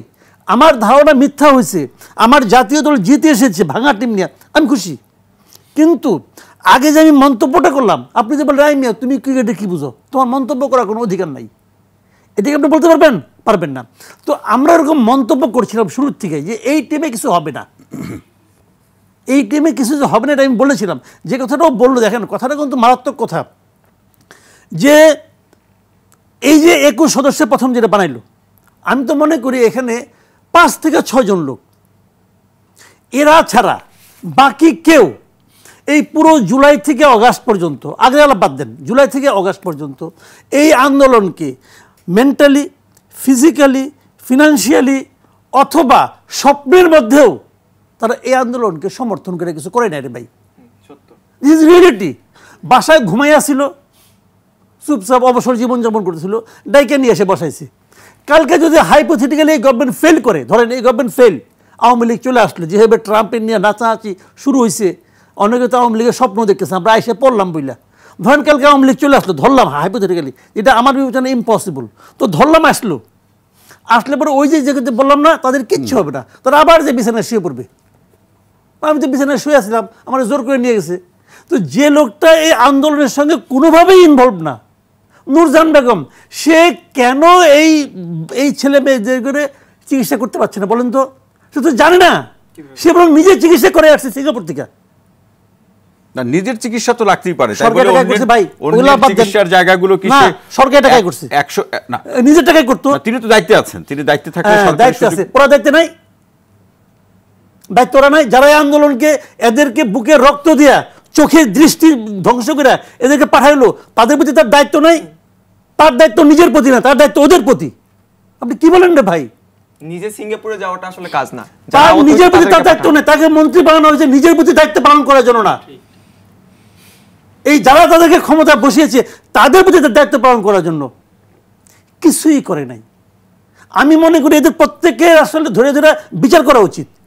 তোমাকে একটা দায়িত্ব দেওয়া হয়েছে, মাসুদ তুই কামাল বলতে ভাই, আমি পারবো না, আমি মাসুদ কামাল ভাই, অসুস্থ। মাসুদ কামাল ভাই, একটি প্রশ্ন রাখার সুযোগ চাচ্ছি আপনার হ্যাঁ, কাছে। সেটি প্রশ্ন হচ্ছে করেন, যে সমস্যা নাই। বিচার করলেই তো সমাধান হবে না এই সরকারের কাছ কেন থেকে। সমাধান হবে না? আমার প্রশ্নটা তাহলে আপনি বিচার শুনুন। ব্যবস্থা না, কেন? মাসুদ কামাল ভাই, সেটি তো ভিন্ন বিষয়। আমার প্রশ্নটা যদি আপনি শুনেন যে আসলে এই সরকারকে কিভাবে সক্রিয় করা যায়, সফল করা যায়, সেই প্রসঙ্গে কি বলবেন? আমি সেই তো ওটাই পরামর্শ- বলতেছি। না, আপনি বিচারের মধ্যে নিয়ে শুনেন, গেলে তো আমি বলি, নানা আমি ধরনের অবশ্যই পরিস্থিতি বলবো তৈরি বিচার হবে। মানে কি, তার তো আত্ম উপলব্ধি নাই। ওনার আত্ম উপলব্ধি থাকলে উনি বাসায় চলে যেতেন, বলতেন আমি পারতেছি না, এটা আমার কাজ না।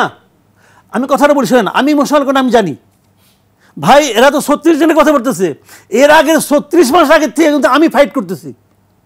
আমি জানি আমার কি হবে, আমি জানি আমার কি হবে। আপনি কি ভয়ে আছেন? আমি ভয়ে আছি না, আমি ভয়ে নাই। আমি বলতে চাচ্ছি যে ওই যে এক্সাম্পলটা তৈরি হবে, ও যদি মারা যায়, ও তো মরার জন্য ভাই গেছিল সামনে, ও তো মরতেই গেছিল, মরে নাই বাই চান্স। ওর মরা নেই ভয় না, কিন্তু ওর মৃত্যুটা যে উদাহরণ তৈরি করবে, সেই উদাহরণটা এই দেশটাকে কত বছর পিছাই দেবে সেটা একবার চিন্তা করছেন? যে আন্দোলন করলে মরতে হয়, কোনো লাভ হয় না, এই যে এক্সাম্পলটা তৈরি হবে, জি। কথা বললে মরতে হয়, এই এক্সাম্পলটা তৈরি করবে, এই এক্সাম্পলটা এই দেশটাকে পিছিয়ে দিবে। এবং এই পিছানোর জন্য দায়ী থাকবে কে? দায়ী থাকবে ডক্টর ইউনূস। সেই অযোগ্য লোকগুলিরে কিভাবে টুকাইয়ে নিয়ে আসলো, বা এটা আমি বুঝিই না, এটা আমি বুঝি না যে কেমনে করে সম্ভব যে এতগুলি লোকরা, অযোগ্য লোকরা একসঙ্গে জড়ো করা, এটা আমার বুঝে কুলায় জি, না। মাসুদ কামাল ভাই, দেখি শরীফ ভাই কতটা বুঝতে পারে। শরীফ ভাই। আপনি শুরুটা করেছেন ভুলভাবে। জি, মাসুদ কামাল ভাই যেখানে শেষ করেছে আমি সেখান থেকে শুরু করি। কিন্তু আপনি নিজের সুবিধাটা কিন্তু ঠিকই নিয়েছেন, নিজের আয়কর থেকে অন্যান্য যে জায়গাগুলো, এটি খুবই দৃষ্টিকটু হয়েছে। আপনি কি মনে করেন যে এর ভিতর থেকে মানুষের শ্রদ্ধার জায়গাটা, গ্রহণযোগ্য জায়গাটা কতটা নেমে গেছে? সেই কাজটা, আহতদের চিকিৎসা করা, এটি আমি মনে করি একেবারেই আন্তরিকতার অভাবে, গুরুত্ব না দেওয়ার কারণে এটি হয়েছে। আপনার এই আহতদেরকে খোঁজার কোনো ব্যাপার নেই, এরা কিন্তু সবাই হসপিটালে ভর্তি আছে।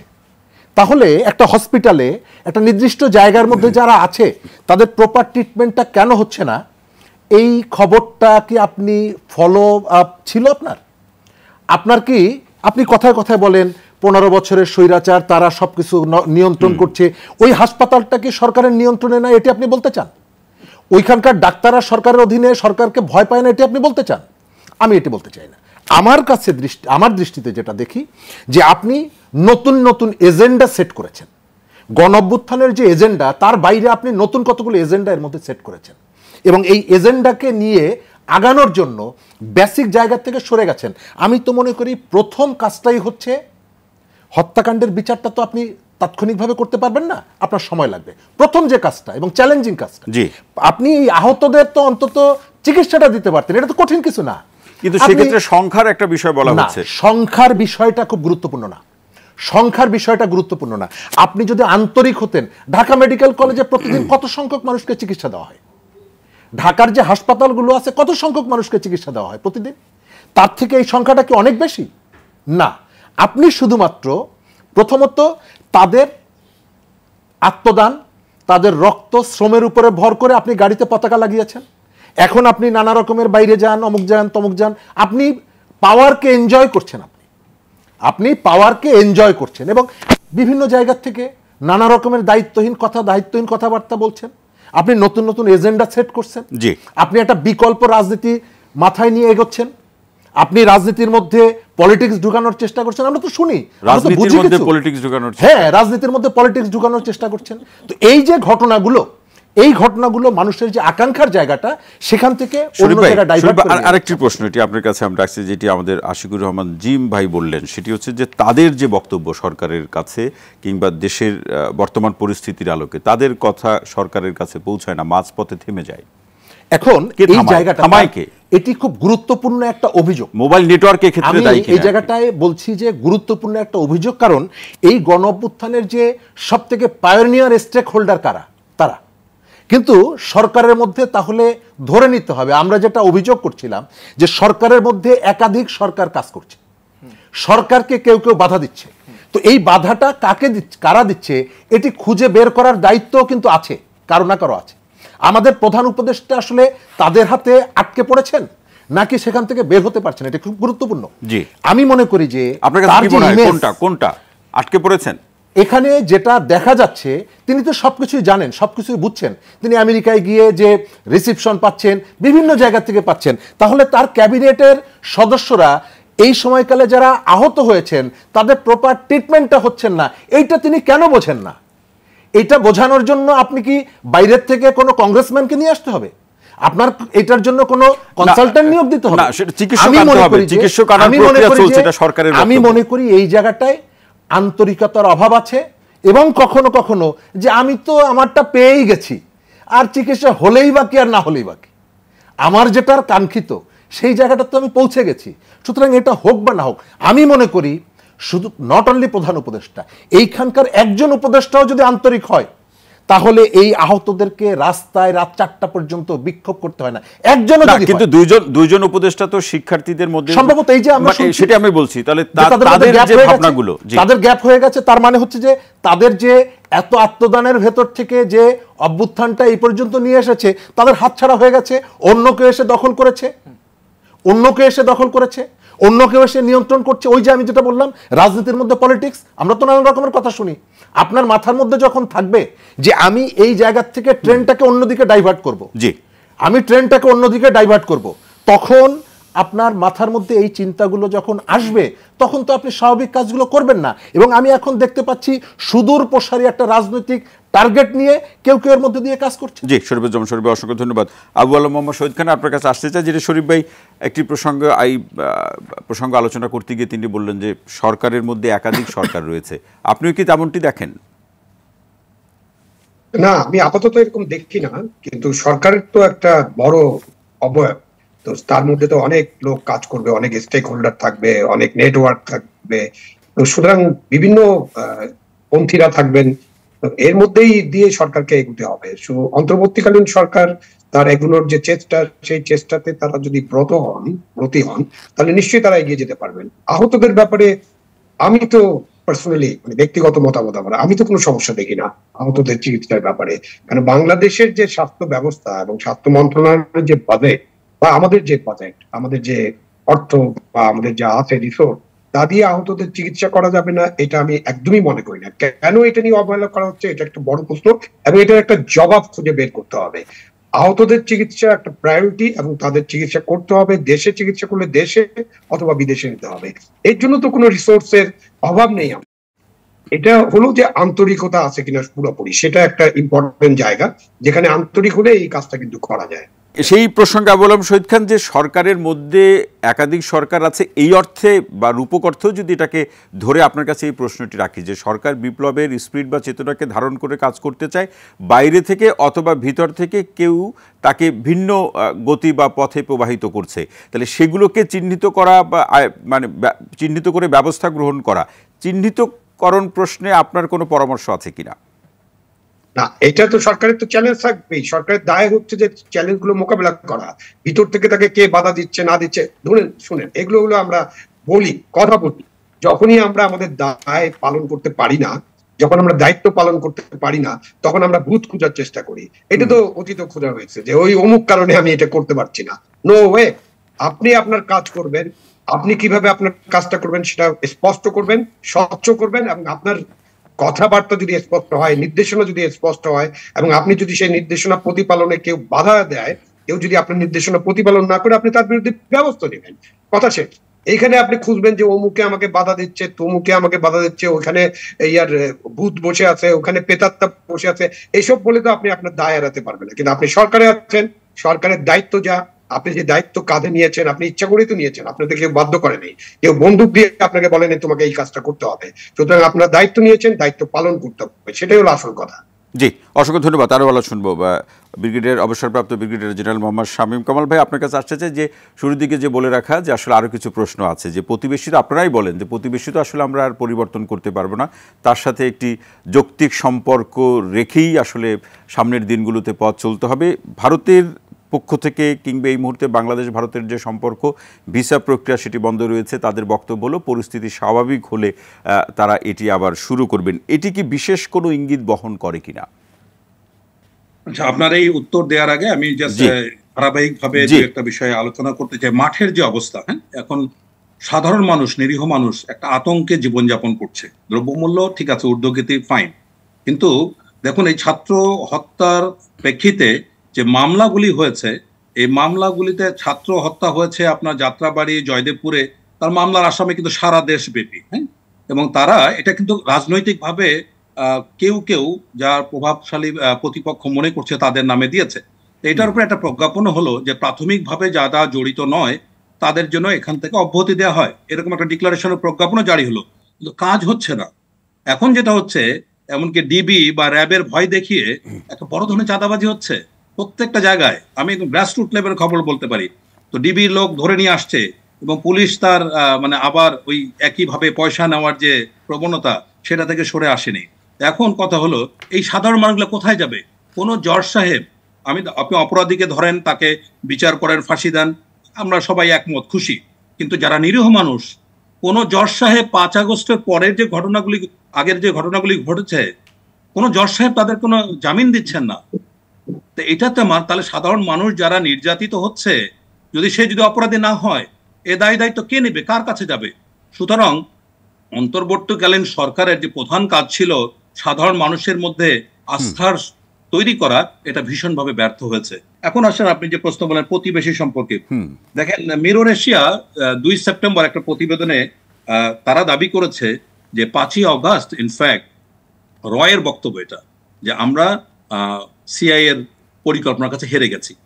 সো এই পরিকল্পনা হারার পরে তারা প্ল্যান সি, যেটা অজিত দোভাল এবং শেখ হাসিনার মধ্যে ছিল, এটা কিন্তু মিরর এশিয়ার আমি রেফারেন্স দিয়ে বলছি 2 সেপ্টেম্বরের প্রতিবেদনে, তারা বলছে যে প্ল্যান সি ছিল যে শেখ হাসিনা এখান থেকে ভারতে যাবেন, এবং সেটাই বাস্তবায়ন হচ্ছে এই মুহূর্তে। ভারত, হ্যাঁ এটা ঠিক যে আমরা 1000 বছর পরে ঘুম থেকে উঠেও দেখব যে ভারত আমাদের প্রতিবেশী, এবং ভারত বৃহত্তর গণতান্ত্রিক দেশ, 3 দিক থেকে আমাদের ঘিরে রেখেছে, কোনো সন্দেহ নাই। কিন্তু ভারত যেটা বুঝতে পারছে না, ভারতের সবচেয়ে ভালো বন্ধু দেশ কিন্তু বাংলাদেশ, ভারতের কোনো দেশের সাথে ভালো সম্পর্ক নাই, কিন্তু যতই আমাদের এই দুর্বলতাটা তারা করছে কি, এটাকে ন্যাক্করজনক ভাবে তাদের স্বার্থে ব্যবহার করছে। ভারত এখন মূলত 2 ভাবে কাজ করতে যাচ্ছে। শেখ হাসিনাকে আশ্রয় দিয়ে তাকে খুশি করতে চাচ্ছে, একইভাবে বাংলাদেশে বিএনপি বা ইসলামিক দলগুলির সাথে সম্পর্ক করে তারা একটা সুসম্পর্ক মেনটেন করতে চাচ্ছে। ভারত কোনোভাবে চাইছে না এই আন্দোলনটা। এই যে ভারতের এই যে একাধিক প্রক্রিয়ার কথা বললেন, এর আলটিমেট গোলটা কি? ভারত কি চায় আপনার দৃষ্টিতে, কি ধরা পড়ে? ভারত স্বাভাবিকভাবে এতদিন ভাবে যেভাবে চেয়েছে ওই রকম অবস্থানে ফিরে যেতে চায়, কিন্তু আমাদের দেশে দেখুন, ভারত আমি যে কথাটা গুরুত্বের সাথে বলতে চাই, ভারত কোনোভাবে চাচ্ছে না দার্শনিক এবং ঐতিহাসিক ভাবে এই আন্দোলনটার জন্য মানে একটা ভিত্তি অর্জন করুক। এটার মূল কারণ হচ্ছে ভারত যেটা চাইবে আওয়ামী লীগকে প্রত্যাবাসন করা, আওয়ামী লীগকে প্রত্যাবাসন এবং পুনর্বাসন, এবং এই লক্ষ্যে কিন্তু তারা অনেকটা এগিয়ে গেছে। যদি আমার আন্দোলন ব্যর্থ হয়, আজকে যত আলোচক আছেন সবাই কিন্তু এক বাক্যে স্বীকার করছেন যে অন্তর্বর্তীকালীন সরকারের কাছে যে আশা করা হয়েছিল সেই জন আকাঙ্ক্ষা ভীষণভাবে ব্যাহত হচ্ছে। তাহলে আমরা যাচ্ছিটা কোথায়?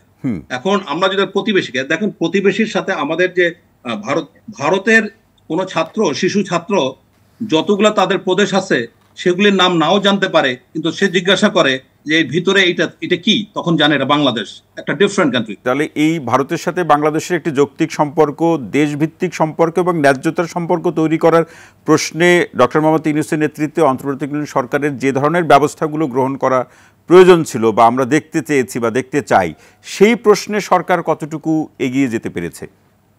না, আমি এই বিষয়টা এই বিষয়গুলো তো আগাধই পাচ্ছে না। অনেক কিছু অপ্রয়োজনীয় জঞ্জাল বিষয় নিয়ে বাংলাদেশে এখন ব্যতিব্যস্ত। দেখেন, রাষ্ট্রপতিকে অপসারণ নিয়ে কি একটা নাটক হয়ে গেল, যার প্রয়োজন ছিল না। শেখ মুজিবের ছবি বঙ্গভবন থেকে নামানো উচিত কি উচিত না, এটা নিয়ে একটা গন্ডগোল হচ্ছে। তাহলে এগুলি হচ্ছে আননেসেসারি, এগুলি তো কোনো কল্যাণ হবে না। আপনার ছাত্রলীগকে বন্ধ করো, তাহলে শেখ হাসিনার আপনি দোষ দিবেন কি জন্য? তার তো সর্বশেষ সাংবিধানিক যে ইয়া ছিল, অপকর্ম ছিল, সেটা জামাতকে ব্যান করা। হাইপোথেসিস 5 বছর পরে যদি আওয়ামী লীগ ফিরে আসে, তাহলে কি আপনি ছাত্রলীগের ব্যানকে বন্ধ করতে পারেন? এই বিষয়গুলো আমাদের জরুরি নয়, অথচ এইরকম অহেতুক বিষয় নিয়ে আমরা সবাই ব্যস্ত। তার মানে কি আপনি ভারতের দিকে কেন, মিয়ানমারের দিকে, রোহিঙ্গার দিকে, এদিকে কোনো দিকে তাকানোর আপনার সুযোগ নাই। আপনি তো নিজস্ব প্রবলেম নিয়েই আপনি অস্থির হয়ে গেছেন, ব্যতিব্যস্ত হয়ে গেছেন। সুতরাং এখানে কোন দল চাচ্ছে তাড়াতাড়ি নির্বাচন, কোন দল চাচ্ছে আস্তে ধীরে সরে যাও। আপনি বলেন যে গুরুত্বপূর্ণ সংস্কার যেগুলি করার কথা, সেগুলির প্রোগ্রেসটা কি? আমরা 3 মাস ধরে শুনছি নির্বাচন ব্যবস্থা কি সংস্কার কিছু হচ্ছে? সংবিধান নিয়ে কি, এটা কি সংবিধান চেঞ্জ করা কি সংস্কারের কাজ? এটা কি হতে পারে? এটা কোনো রাজনৈতিক প্ল্যাটফর্ম, কোনো গভর্নমেন্ট ছাড়া এটার পক্ষে সম্ভব? কোনোদিনই সম্ভব না। আপনি 1100টা আপনি ইয়া করেন, প্রস্তাব দেন, সেটা যদি ভেটিং করতে না পারেন তাহলে কি হবে? তাহলে কি হবে সেই প্রশ্নগুলো সরকারকে ভাবতে হবে। শামীম কামাল ভাই, অসংখ্য ধন্যবাদ। আমরা একটু শুনতে চাই মাসুদ কামাল ভাই আপনার কাছে, যে আসলে এই যে পরিস্থিতি বা সরকারের 100 দিনে যে পারফরমেন্স এবং যে প্রত্যাশা, সবকিছু মিলে সামনের দিনে এই বর্তমান সরকারকে কেন্দ্র করে নতুন কোনো রাজনৈতিক ভাষ্য তৈরি হতে যাচ্ছে কিনা? দেখেন, একটা ঝামেলা কিন্তু হবে। ঝামেলা হবে কেন? এটা মনে করার কোনো কারণ নাই যে এই সরকার, যখন এই সরকার প্রথম আসলো অগাস্টের 8 তারিখে, বাংলাদেশের সমস্ত লোক তাকে সাপোর্ট দিয়েছে। কেন? কারণটা কি? কারণটা হলো, যেমন আমি আমার কথা বলি, আমার সাপোর্ট দেওয়ার কী কারণ? আমার সাপোর্ট দেওয়ার কারণ, আমি ভাই আগামীকালকে সকালে শেখ হাসিনা, ওবায়দুল কাদের, হাসান মাহমুদ, এদের শব্দ, এদের কণ্ঠস্বর শুনতে হবে না, এই আনন্দে আমি বাঁচি না।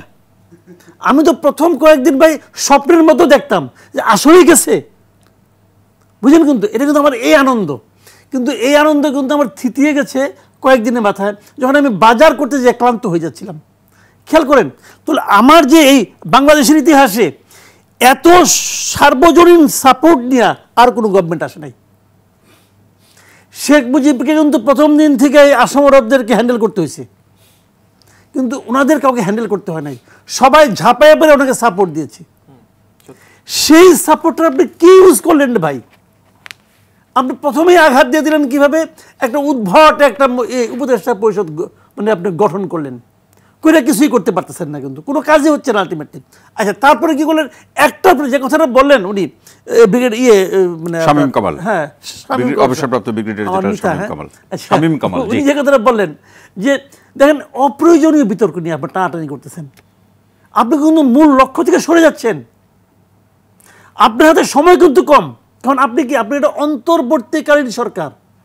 আপনার সরকারের নামের আগে কিন্তু আছে অন্তর্বর্তী, মানে একটা গভর্নমেন্ট গেছে, আরেকটা গভর্নমেন্ট আসবে, মাঝের সময়টুকু আপনি দেখবেন। তো আপনার মূল লক্ষ্যটা কি?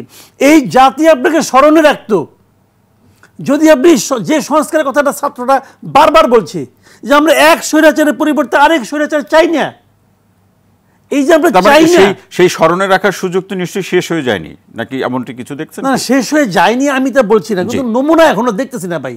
That is the point. বলো না 5 মিনিট হয়ে গেছে, আমার ধারণা আমি চা পাবো, কিন্তু খটমট শব্দ তো হইতে হবে ভাই। রান্না করে যান আগে, যাচ্ছেন কি?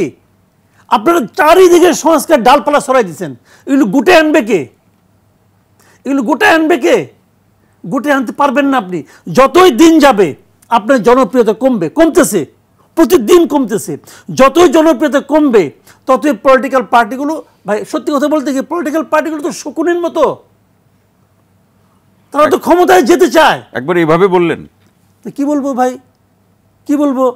একটা মরা গরু দেখলে শকুন যেভাবে তাকায়, পলিটিক্যাল পার্টিগুলো চেয়ার দিকে ওইভাবে তাকায় আছে, ওখানে আমি যেতে চাই, কখন গিয়ে বসবে এইভাবে তাকায়। এখন শকুনের জন্য এটা স্বাভাবিক, শকুন তো কোনো অন্যায় করে নাই, ওর কাম হলো খাওয়া। কিন্তু রাজনৈতিক দলগুলো বলছে তারা তো রাজনৈতিক দল হিসাবে জনগণের কাছে সমর্থন, জনম্যান্ডেট নিয়ে তারা ক্ষমতা যেতে চায়, এই কারণে জনগণের সেবার উদ্দেশ্যে তাই তারা একই কথা। ওই শকুনও বলে আমার জীবন ধারণের জন্য মরা গরু আমার খাইতে হবো, সমস্যাটা কি রে ভাই? ওইভাবে বলেন না, সমস্যাটা কি? ও তারা তো ওয়েট করতেছে আমি ক্ষমতায় যাবো রে ভাই। এখন ক্ষমতায় যাওয়ার জন্য তারা এক একজনের পলিসি নিয়ে আসছে। শকুন কিন্তু ক্ষতিকর না, ওই গরু না খেলে কিন্তু অবস্থা খারাপ হয়ে যেত, দুর্গন্ধে টিকতে পারতেন না। ওইটা নিয়ে টেনশন করেন না, ব্যাখ্যা আমারও আছে। যেটা বলছিলাম আপনাকে, যে তারা তো ওখানে যেতে চায় ক্ষমতায়, তারা কেউ ইউনুসকে ওখানে রাখতে চায় না, তারা চায় আমি ওখানে যাব। তো কীভাবে যাব? যত ইউনুস অজনপ্রিয় হবে তত এদের দিক থেকে চাপ বাড়বে, এবং বাড়তে বাড়তে একসময় পলিটিক্যাল পার্টিগুলো এবং অন্তর্বর্তীকালীন সরকার মুখোমুখি দাঁড়াবে। যখন তারা মুখোমুখি দাঁড়াবে, যারা ভাইগে গেছিল না তারা তখন পায়তারা কষবে, এখন আমার ঢোকার সময় হয়েছে। এই বলছেন না চট করে ঢুকে পড়বো, সেও কিন্তু চট করে ঢোকার জন্য বসে রয়েছে। তো আমরা সব মিলিয়ে করতেছি না কিরে ভাই, এই সুযোগ আপনি দ্বিতীয়বার পাবেন না। এইবার যখন ব্যর্থ হবে, ও বললো যে ও মায়ের খাইছে, আগামীবার বলবো যে মায়ের দেখলে আমি আর নাই, কারণ এই মায়ের খেয়ে কোনো লাভ নাই, স্বাভাবিক। আর যাবে না সে। তো আমরা তো মিস করতেছি, সবাই তাকে আছে দেখবেন, বিভিন্ন জনকে আপনি আনবেন যেন সামনে এখন কি আছে।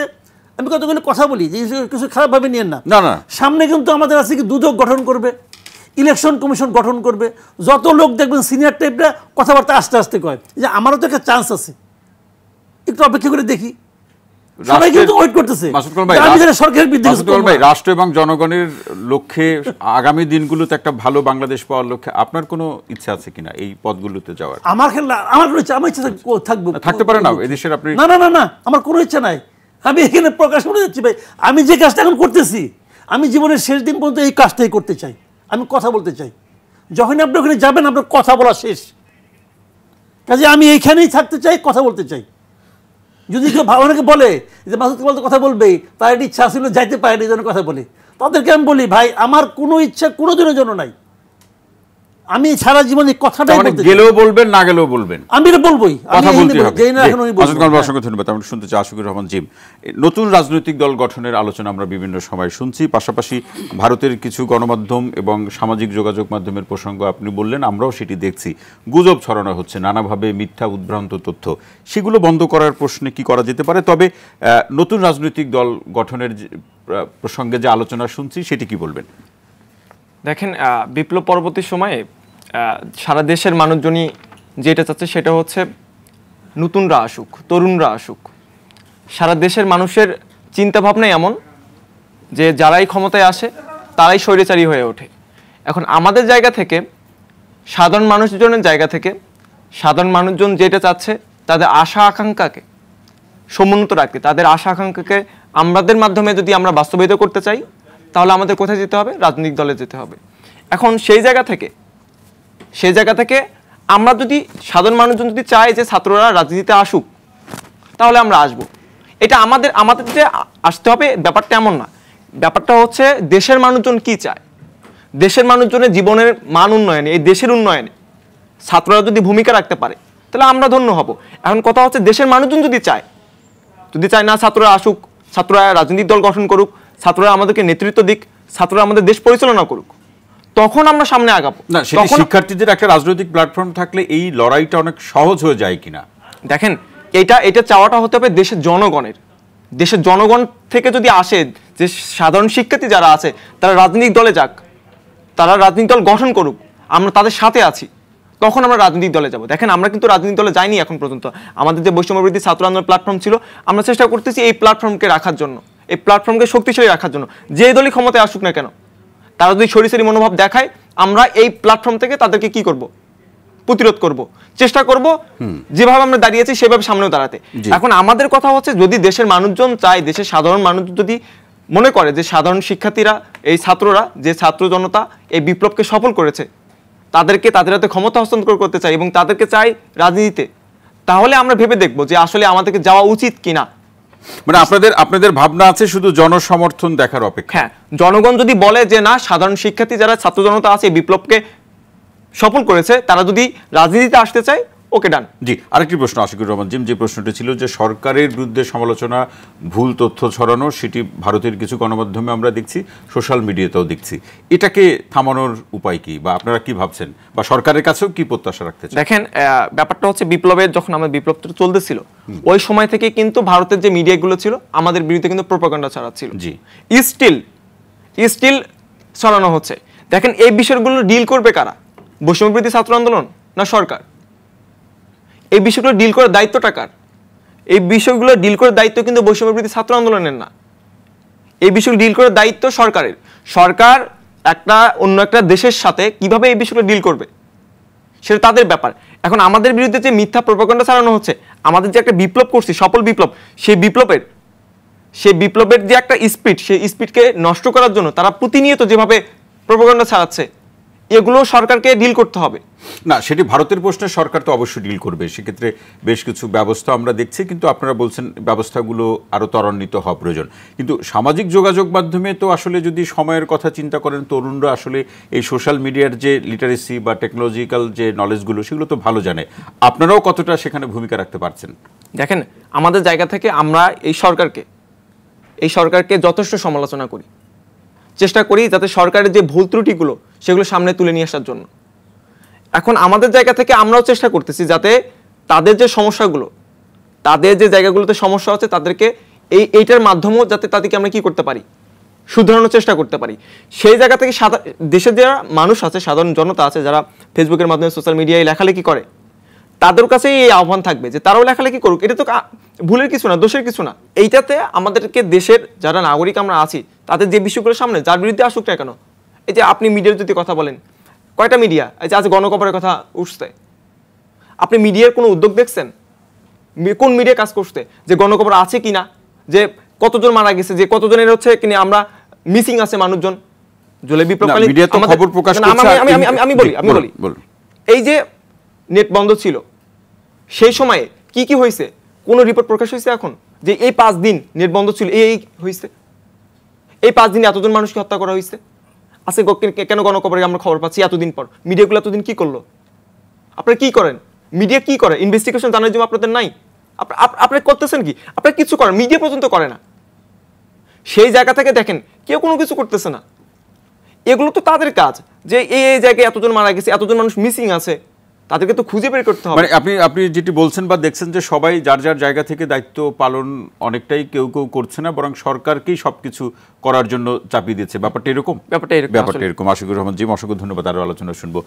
তাসিন রিয়াজ, আসতে চাই যে আসলে সমন্বয়কদের মধ্যে যে সম্পর্ক, নতুন রাজনৈতিক দলের প্রসঙ্গ জিম বললেন, জাতীয় নাগরিক কমিটির যে প্রসঙ্গ থেকে যে জনসমর্থন পেলে নতুন রাজনৈতিক দল আসবে, সেই সমর্থনের জায়গাটা আপনারা কেমন পাচ্ছেন? বিভিন্ন জায়গাতে তো আপনাদের কর্মসূচি আপনারা করছেন, বিভিন্ন কর্মসূচি দিচ্ছেন, সমর্থন কেমন পাচ্ছেন? আচ্ছা, আমি মানে এই প্রসঙ্গে যাওয়ার আগে জাস্ট একটু আমি ব্যাকগ্রাউন্ড থেকে আসি, তাহলে আমাদের আলোচনায় সুবিধা হবে। দেখুন, আমরা আজকের যে বাংলাদেশ, এই আজকের বাংলাদেশে আমরা দেখেছি যে সবসময় বাংলাদেশের যে ঐতিহ্য বা আমরা ট্রেডিশনে সবসময় দেখেছি পলিটিক্যালি দুটো দলকে হচ্ছে প্রতিনিধিত্ব করতে। আওয়ামী লীগকে দেখেছি, বিএনপিকে দেখেছি। এই দুটো দলই বেসিক্যালি যেটা হয় অন্যান্য ছোট ছোট যে রাজনৈতিক দলগুলোকে নিয়ে ক্লাস্টার করে বা জোট করে।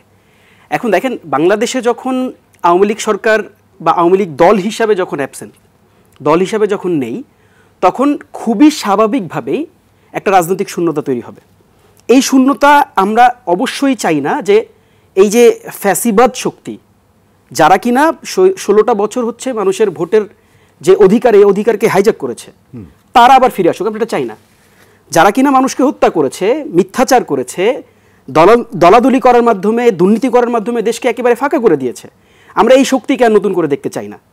কিন্তু এই শক্তিকে যদি আপনি নতুন করে দেখতে না চান এবং বাংলাদেশের যে বিদ্যমান পরিস্থিতির দিকে আপনি যদি লক্ষ্য করেন, তাহলে রাজনৈতিক শক্তি হিসাবে কিন্তু এককভাবে আমরা দেখছি যে বিএনপি বা তার যে সমর্থিত জোট, তাদের একটি যদি বলি যে অ্যাক্সেসের জায়গায় হচ্ছে তারা একক একটি অ্যাক্সেস পাবে। সেই জায়গাতে কিন্তু খুব স্বাভাবিকভাবেই নতুন রাজনৈতিক দল বা নতুন রাজনৈতিক শক্তির প্রয়োজন আছে। আমি প্রয়োজনের কথা বলছি, তারপর আমি নাগরিক কমিটির প্রসঙ্গে আসছি। প্রয়োজন কেমন আছে, কিভাবে আছে, কেন আছে? দেখুন, এই আন্দোলন, যে আন্দোলনটি আমরা 5 আগস্ট দেখেছি বা জুলাই বিপ্লবের কথা যদি বলি, জুলাই বিপ্লব ছিল ছাত্র জনতার বিপ্লব, কিন্তু প্রতিনিধিত্ব করেছে ছাত্ররা।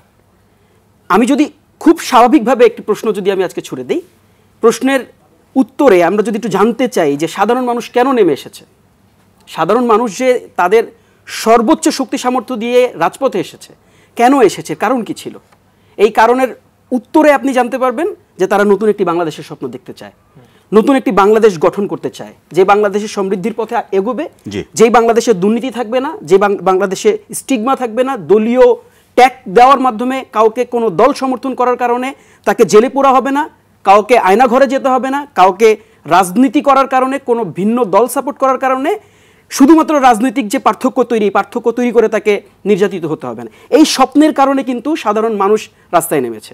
এই স্বপ্ন কার হাত দিয়ে পূরণ হবে? এবার আমি যদি আপনার মূল প্রশ্নে আসি যে নাগরিক কমিটি আসলে এখন কেন এই স্বপ্নকে ধারণ করে যে প্ল্যাটফর্ম, পলিটিক্যাল প্ল্যাটফর্ম আসবে বা আসার চেষ্টা থাকলে সেক্ষেত্রে নিশ্চয়ই মানুষের সমর্থন আপনারা পাবেন। নিঃসন্দেহে আপনি জুলাই বিপ্লবের দিকে তাকান, এখানে কি এটি কি দলীয় কোনো ব্যানারে হয়েছে? প্রশ্ন হচ্ছে হয়নি। আমরা 16 বছর তো দলীয় ব্যানারে অসংখ্য আন্দোলন দেখেছি। আমরা দেখেছি বিএনপিকে চেষ্টা করতে, আমরা দেখেছি জামাত ইসলামীকে চেষ্টা করতে। আমরা যদি বলি হেফাজতের আন্দোলনটাও তো একটা সময় সে পলিটিক্যাল আন্দোলনের রূপ নিয়েছিল, তারা কিন্তু সফল হয়নি। কেন হয়নি? এটা আমাদের বিশ্বাসের জায়গা যে গতানুগতিক রাজনীতির ধারা, এই গতানুগতিক রাজনীতির ধারা থেকে বাংলাদেশের মানুষ বেরিয়ে আসতে চায়। যার কারণে আপনি যদি সমর্থনের প্রশ্ন জিজ্ঞেস করেন, আমরা ইতিমধ্যেই নাগরিক কমিটির পক্ষ থেকে কিন্তু আমরা জেলা সফর করছি।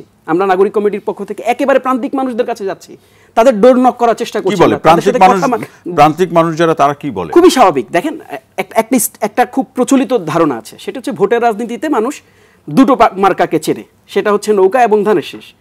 হ্যাঁ, এটা প্রচলিত ধারণা, আমি আপনাকে অস্বীকার করছি না, এই ধারণাকে আমি অস্বীকার করছি না। তবে একটি বাস্তব সত্যি কথা যেটি আমাদের জানা প্রয়োজন, একটি বাস্তব সত্যি কথা যেটি আপনাদের মাধ্যমে ইভেনচুয়ালি মানুষের কাছে পৌঁছানো প্রয়োজন, যে এই দুটি মার্কার বিপরীতে মানুষ আরেকটি নতুন শক্তিকে দেখতে চায়। আমরা বিশ্বাস করি আমাদের মধ্যে রাজনৈতিক লড়াই থাকবে, যদিও নাগরিক কমিটি এখন পর্যন্ত রাজনৈতিক দল হিসাবে এখন পর্যন্ত তাদেরকে কোনো ঘোষণা করেনি। তবে যদি আমরা ধরেই নেই, হাইপোথিসিসে কোনো একটা জায়গায় ধরে নেই কোনো একটি রাজনৈতিক দল নতুন করে তারা বাংলাদেশের পজিটিভ রাজনীতি করতে চায়, সেক্ষেত্রে অবশ্যই তাদেরকে বড় দুটো শক্তির সাথে লড়াই করতে হবে। সেটা হচ্ছে বাংলাদেশ, যদি বলি জাতীয়তাবাদী শক্তি এবং জামাত ইসলামী বা অন্যান্য যে ক্লাস্টার। এখন দেখেন, এই রাজনৈতিক লড়াইটা আমরা বিশ্বাস করতে চাই, এই রাজনৈতিক লড়াইটা পূর্বের যে নিকৃষ্টতম অগণতান্ত্রিক লড়াই ছিল, সেই অগণতান্ত্রিক লড়াই হবে না। এই গণতান্ত্রিক লড়াই হবে না, এই প্রত্যাশাটাই আমরা বাকি দুই দলের কাছে আমরা প্রত্যাশা করছি। এতটুক আমরা তাদের কাছ থেকে এতটুক বিশ্বাস আমরা তাদের কাছে রাখতে চাই যে তারা অন্য আওয়ামী লীগের মতন ফ্যাসিস্ট শক্তির মতন নোংরামি করবে না। ফ্যাসিস্ট শক্তির মতন তারা অন্য শুধুমাত্র তাদের যে দলীয় মনন বা তাদের যে দলীয় আবেগ, এই আবেগে বশবীত হয়ে তারা অন্যদেরকে শুধুমাত্র দলীয় বিরোধিতার কারণে দমনপীড়ন নির্যাতন করবে। আমি জাস্ট একটি প্রশ্নের উত্তর দিয়ে আমি শেষ করতে চাই। দেখুন, আমরা যখন মানুষের কাছে গিয়েছি, সাধারণ মানুষদের কাছে যখন আমরা পৌঁছেছি, আমরা যখন গ্রামে গঞ্জে যাচ্ছি, এই প্রচলিত ধ্যান ধারণা থেকে মানুষ বেরিয়ে আসতে চায়। আজকে কিন্তু সোশ্যাল মিডিয়ার যুগ। আপনি দেখেন, একেবারে সাতক্ষীরায় যেখানে কিনা একেবারে আমার যেতে 8 ঘন্টা 9 ঘন্টা সময় লাগে, তার কাছে কিন্তু ফেসবুক আছে। সে কিন্তু এখন দেখতে পাচ্ছি স্ক্রল করার মাধ্যমে প্রতিটা মুহূর্তে কোথায় কি হচ্ছে। ওই যে আগের মতন করে যে গল্পগুলো আমরা শুনেছি যে মানুষ আসলে ওই দুই মার্কার বাইরে যেতে পারবে না, পারেনি কখনো, আসলে এই ধারণাটি নেই এখন, বরং তারা যেতে চায়। আমরাও চাই যে নতুন কোনো শক্তি এসে বাংলাদেশের যে রাজনৈতিক শূন্যতা তৈরি হওয়ার সুযোগ তৈরি হচ্ছে সামনের ইলেকশনে, সেই শূন্যতাও পূরণ করবে এবং মানুষের আশা আকাঙ্ক্ষার যে বাস্তবায়ন সেটি পূরণ হবে। তাসনিম রিয়াজ, অসংখ্য ধন্যবাদ। আমরা একটু শেষ মন্তব্য শুনতে চাই। শুরুতেই অবসরপ্রাপ্ত ব্রিগেডিয়ার জেনারেল শামীম কামাল ভাই, আপনার কাছ থেকে শুনতে চাই। আমরা আলোচনা শেষ করব। শেষে এসে আপনি কি সরকারের কাছে প্রত্যাশা রাখবেন এবং আগামী দিনের রাজনৈতিক প্রেক্ষাপট এবং একটি উন্নত বা প্রত্যাশিত বাংলাদেশ বিনির্মাণের প্রশ্নে যে ঐক্য প্রয়োজন, সেই জায়গা থেকে কি বক্তব্য রাখবেন? আচ্ছা, আমি প্রথম যে জিনিসটার উপর গুরুত্ব দিতে চাই যে সেনাবাহিনীকে যেহেতু ম্যাজিস্ট্রেসি পাওয়ার দিয়েছে, তো এটাকে কাজে লাগানো উচিত। সেনাবাহিনী আমার মতে আন্ডার ইউটিলাইজড, সুতরাং তাদেরকে মাঠ প্রশাসনে এখন সংযুক্ত করতে হবে। এটা একটা কিন্তু মক্ষম একটা মাধ্যম, যেটার মাধ্যমে উপজেলা লেভেলে কি হচ্ছে, ইউনিয়ন লেভেলে কি হচ্ছে, এই কাজগুলিতে সেনাবাহিনীর ইয়েতে দিতে হবে এবং এটা কিন্তু আইনগতভাবে ভিত্তি আছে তাদেরকে করার। এটা করলে, কারণ এখন রাজনৈতিক দলগুলির চাঁদাবাজি, মিথ্যা মামলা, হয়রানি, লুণ্ঠন সবকিছুই কিন্তু আগের থেকে অনেক বেশি মাত্রায় বেড়ে গেছে। সো এইটা হলো এক। দ্বিতীয় হলো, আমি মনে করি যে বাংলাদেশে একটা রাজনৈতিক শূন্যতা আছে। গতানুগতিক পদ্ধতিতে যারা 1-1.5 বছর ক্ষমতায় পরে যে ভোটে যে যারা ক্ষমতায় আসবে, তাদের কাছে একটা বড় ধরনের পরিবর্তন আসবে কোত্থেকে যদি নৈতিক শিক্ষা না থাকে, যদি দলগুলির মধ্যে গণতান্ত্রিক চর্চা না থাকে। আমাদের দেশের রাজনৈতিক দলগুলি হচ্ছে গিয়ে মাছের মতো, পচন শুরু হয় মাথা থেকে। এবং একইভাবে আমরা জাতি হিসেবে অত্যন্ত আত্মবিস্মৃত, কোথায় কি হয়েছে না আছে। আপনি বলেন, এই যে এত বড় একটা ঘটনা ঘটলো, তারপরে আওয়ামী লীগের যে সাপোর্টার আমি শুনতে পাই, তাদের কারোর মধ্যে কোনো অনুশোচনা নাই। তো এখন সামনে যে নির্বাচন হবে, সেখানে যদি কোনোভাবে নৌকা মার্কাটা থেকে যায়, তাহলে কি এই ভোট তারা পাবে না? তো বাংলাদেশের রাজনীতি তো 30 থেকে 35 ভাগ ভোট বাধা আওয়ামী লীগের। সুতরাং এই জিনিসগুলোকে আমরা যেন ভুলে না যাই। সেটাকে পরিবর্তন হয়নি জুলাই বিপ্লবের এই প্রেক্ষাপটের মধ্যে দিয়ে? সমর্থকদের মধ্যে কি কোনো মনস্তাত্ত্বিক নাড়া দেয়নি বা পরিবর্তন আসেনি? আমি মনে করি না। আমরা অত্যন্ত আত্মবিস্মৃত একটা জাতি। আমরা জানি না যে গত জুলাই অগাস্টে কি হয়েছে। এখন মানুষের যে দুঃখ কষ্ট, যে যন্ত্রণা, সে দেখে নিত্য প্রয়োজনীয় দ্রব্যের মূল্য কিরকম, হয়রানি হচ্ছে কিনা, সামাজিকভাবে সে ভালো থাকছে কিনা, এগুলো হচ্ছে বিষয়। আর একটা প্রসঙ্গ আমি বলি যে ভারতের যে মিডিয়ার অপপ্রচার, এটাকে কিন্তু মিডিয়া দিয়ে ফাইট করতে হবে। আর বাংলা নামে একটা চ্যানেলে আমি দেখলাম বাংলাদেশ সম্পর্কে যত ধরনের নোংরা বাজে কথা, মিথ্যা গুজব ছড়ানো হচ্ছে, সে শুরু থেকেই স্ট্রংলি ফাইট করতে হবে। এটার জন্য দরকার জাতীয় ঐক্য, যেটা আমাদের কাছে হওয়ার একেবারে। শামীম ভাই, শেষ লাইনটি শুনবো, শেষ লাইন কি বলবেন? শেষ লাইনটা আমি বলতে চাচ্ছি যে অবশ্যই আমাদেরকে আশাবাদী হতে হবে। আশাবাদী না হলে আমাদের কোনো বিকল্প নাই। দেখুন, 10 বছর পর পর একটা করে বিপ্লব যদি এই জাতি হয়, তাহলে আমি একটা ছোট্ট উদাহরণ দিয়ে শেষ করবো। একেবারে খুব ছোট করে, আপনাদের সাথে সময় নেই। জি, আমি 1 মিনিটের মধ্যে শেষ করবো। আমি একটা নাটক দেখেছিলাম, সেই নাটকে এক শিশু ওই দুধ খাচ্ছে আর গুলি করে ফেলে দিচ্ছে। এখন তার মা এভাবেই তাকে দুধ খাওয়াচ্ছে। তখন তার নানা এসে বলছে, মা তুমি কি করতেছো, এটা কি ধরনের দুধ খাওয়া? বলে যে না, এই যে মুখে নিচ্ছে, কুলি করে ফেলে দিচ্ছে, এতে যতটুকু যায় সেটাই আমার লাভ। তো আমরা বলেন 10 বছর 12 বছর পরে আবার যদি একটা এরকম আন্দোলনের ভিতরে যাই, এটার কি সামর্থ্য আমাদের আছে? আমাদের জন্য ওটা খুবই দুঃখজনক একটা পরিস্থিতি হবে আমরা যদি আদর্শ বাংলাদেশ বা বৈষম্যহীন বাংলাদেশকে না পাই, বিনির্মাণ করতে না পারা যায়। নিশ্চয়ই শামীম কামাল ভাই, অসংখ্য ধন্যবাদ। শরীফুজ্জামান শরীফ ভাই, তরুণরা কতবার ঝুঁকি নেবে, জীবনের ঝুঁকি নিয়ে কতবার পরিবর্তনের জন্য বন্দুকের সামনে দাঁড়াবে? প্রথম কথা হচ্ছে যে তরুণরা বারবার ঝুঁকি নেয়, ঝুঁকি নেওয়ার পর তাদের যে বিজয়, সেই বিজয়টা হাতছাড়া হয়ে যায়। আমার চোখের সামনে দেখা সর্বশেষ 90-এর যে গণ আন্দোলন, সেই আন্দোলনে আমরা কর্মী ছিলাম এবং আমরা দেখেছি যে গণ আন্দোলনটা যার উপরে ভিত্তি করে গড়ে উঠেছিল সর্বদলীয় ছাত্র ঐক্যের 10 দফা, 90 সালের পরে যারা পাওয়ারে এলেন তারা প্রথম বললেন যে আমরা তো 10 দফা জানি না, এটি আসলে কি ছিল। আজকে এসেও দেখছি তরুণদের যে সেই যে স্বপ্ন, সেই স্বপ্ন অনেকটা ফিকে হয়ে গেছে। আপনি স্বীকার করেন বা না করেন, ভাবসাব ওইরকম, আমি অনেকটা জায়গায় দেখতে পাচ্ছি। আপনি স্বীকার করেন বা না করেন, এই যে সরকারের অদক্ষতা, সরকারের ব্যর্থতা, কোনো জায়গায় সরকারের অনীহা এবং অন্য এজেন্ডাগুলো সেট করার কারণে আমাদের ট্রেনটা অন্যদিকে যাওয়া শুরু করেছে। এখন জনগণের প্রত্যাশাটা কি? জনগণের প্রত্যাশাটা হচ্ছে আমি একটা গণতান্ত্রিক বাংলাদেশের পথে যেতে চাই। আমি এর আগে যে সংগঠিত ঘটনাগুলোর আমি বিচার চাই, কিন্তু আমি প্রতিশোধটা চাই না। আমি বিচারের জায়গায় প্রতিশোধটা দেখছি। মানুষের সংকট দূর করার পদক্ষেপ নেবেন না। আপনি আওয়ামী লীগের ফ্যাসিবাদকে সকাল থেকে সন্ধ্যা পর্যন্ত যদি 400 বার উচ্চারণ করেন, মানুষকে আপনি ওই জায়গা থেকে ডাইভার্ট করতে পারবেন না। আমি শেষ লাইনটা হচ্ছে সরকারের উচিত গণ আকাঙ্ক্ষা অনুযায়ী স্বল্প সময়ের মধ্যে সংস্কার কাজ শেষ করে দেশকে একটা নির্বাচনের পথে, গণতান্ত্রিক ব্যবস্থার পথে যদি ফিরিয়ে নিয়ে যায়, তাদের জন্য যেমন মঙ্গল হবে, এই দেশটাও বেঁচে যাবে। অসংখ্য ধন্যবাদ। আশিকুর রহমান জি, শেষ মন্তব্যে কি বক্তব্য রাখবেন? আমার কাছে যেটা মনে হয় সেটা হচ্ছে আমাদের উপদেষ্টা পরিষদে আমাদের যে বিপ্লবী ছাত্ররা অংশগ্রহণ করেছিল, সেই বিপ্লবী ছাত্রদের অংশগ্রহণ বাড়ানো দরকার। উপদেষ্টা পরিষদে, সরকারে উপদেষ্টা পরিষদে আমাদের সংখ্যাটা আরো বাড়ানো দরকার। আমাদের সংখ্যাটা আমরা যত বাড়াতে পারবো ততই আমাদের জন্য মঙ্গল। দেখেন, একটা মানুষ একসাথে 3-4টা মন্ত্রণালয় চালানো আসলে সম্ভব না। এবং যে মানুষগুলো এখানে আছে তাদের আপনি যদি বয়সটা দেখেন, তারা অভিজ্ঞ, তাতে কোনো সন্দেহ নেই। তাদের যদি আপনি বয়সটা দেখেন, এই যে এত দৌড়দৌড়ি করে, এত দৌড়ঝাঁপ করে, তাদের পক্ষে আসলে এই সরকার, এই দেশ পরিচালনা করা আসলে আমার পক্ষে মনে হয় না সম্ভব। সেক্ষেত্রে যে মানুষগুলা এই বিপ্লবে অংশগ্রহণ করেছিল, যে মানুষগুলো জীবনের বিনিময়ে আমরা নতুন বাংলাদেশের স্বপ্ন দেখতেছি, সেই মানুষগুলোকে যদি আমরা সামনে নিয়ে আসতে পারি, সেই মানুষগুলো দিয়ে যদি আমরা এই সংস্কার কাজগুলো করতে পারি, তাহলে মনে হয় আমরা যে আশা আকাঙ্ক্ষার কথা বলতেছি, জনগণ যে আশা আকাঙ্ক্ষার কথা বলতেছে, সেটি পূরণ হবে। শেষ লাইন কি বলবেন? শেষ লাইন, আমার শেষ লাইন হচ্ছে উপদেষ্টা পরিষদে আমাদের সংখ্যা বাড়ানো হোক এবং সেই সাথে জনগণের যে আশা আকাঙ্ক্ষা, সেই আশা আকাঙ্ক্ষা পূরণ করতে যে বর্তমানে যে উপদেষ্টা মণ্ডলী আছে, পরিষদ আছে, তাদেরকেও শক্ত যে অবস্থান, তাদেরকে শক্ত অবস্থান যাওয়া দরকার, সেই অবস্থান গ্রহণ করতে হবে, সেই অবস্থা গ্রহণ করতে হবে। এবং সেই সাথে তাদেরকে সবাইকে এক হয়ে বিদেশি যে শক্তিগুলো আছে আমাদের বিরুদ্ধে লড়াই করতে হবে, তাদেরকে মোকাবেলা করতে হবে। অসংখ্য ধন্যবাদ আশিকুর রহমান জি। তাহসিন রিয়াজ, ওকে, আমরা সমৃদ্ধির পথে হাঁটতে চাই, অবশ্যই এই সরকারকে আমরা সহযোগিতা করতে চাই। অবশ্যই আমরা প্রেশার গ্রুপ, আমরা তাদের সমালোচনা করব, সংস্কারমূলক সমালোচনা অব্যাহত থাকবে, তবে আমাদের সহযোগিতা আমরা অব্যাহত রাখতে চাই। আমি বলতে চাই না যে বিপ্লব ব্যাহত হয়ে গিয়েছে, তবে বিপ্লবের স্পিরিটকে ধারণ করাটা অবশ্যম্ভাবী, এটাকে করতে হবে এবং এটাকে আজকে থেকেই করতে হবে।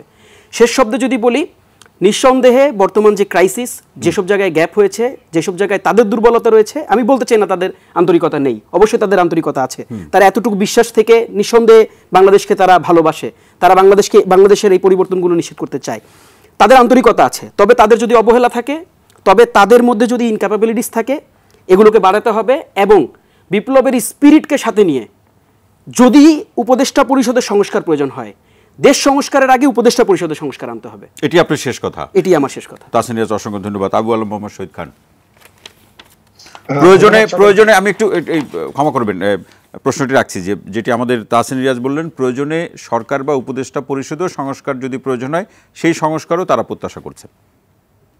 না, সংস্কারটা একটা চলমান প্রক্রিয়া, কিছুই একেবারে বাধা না। সুতরাং কোথায় সংস্কার করতে হবে, যখনই সংস্কার দরকার তারা সেটা করবেন।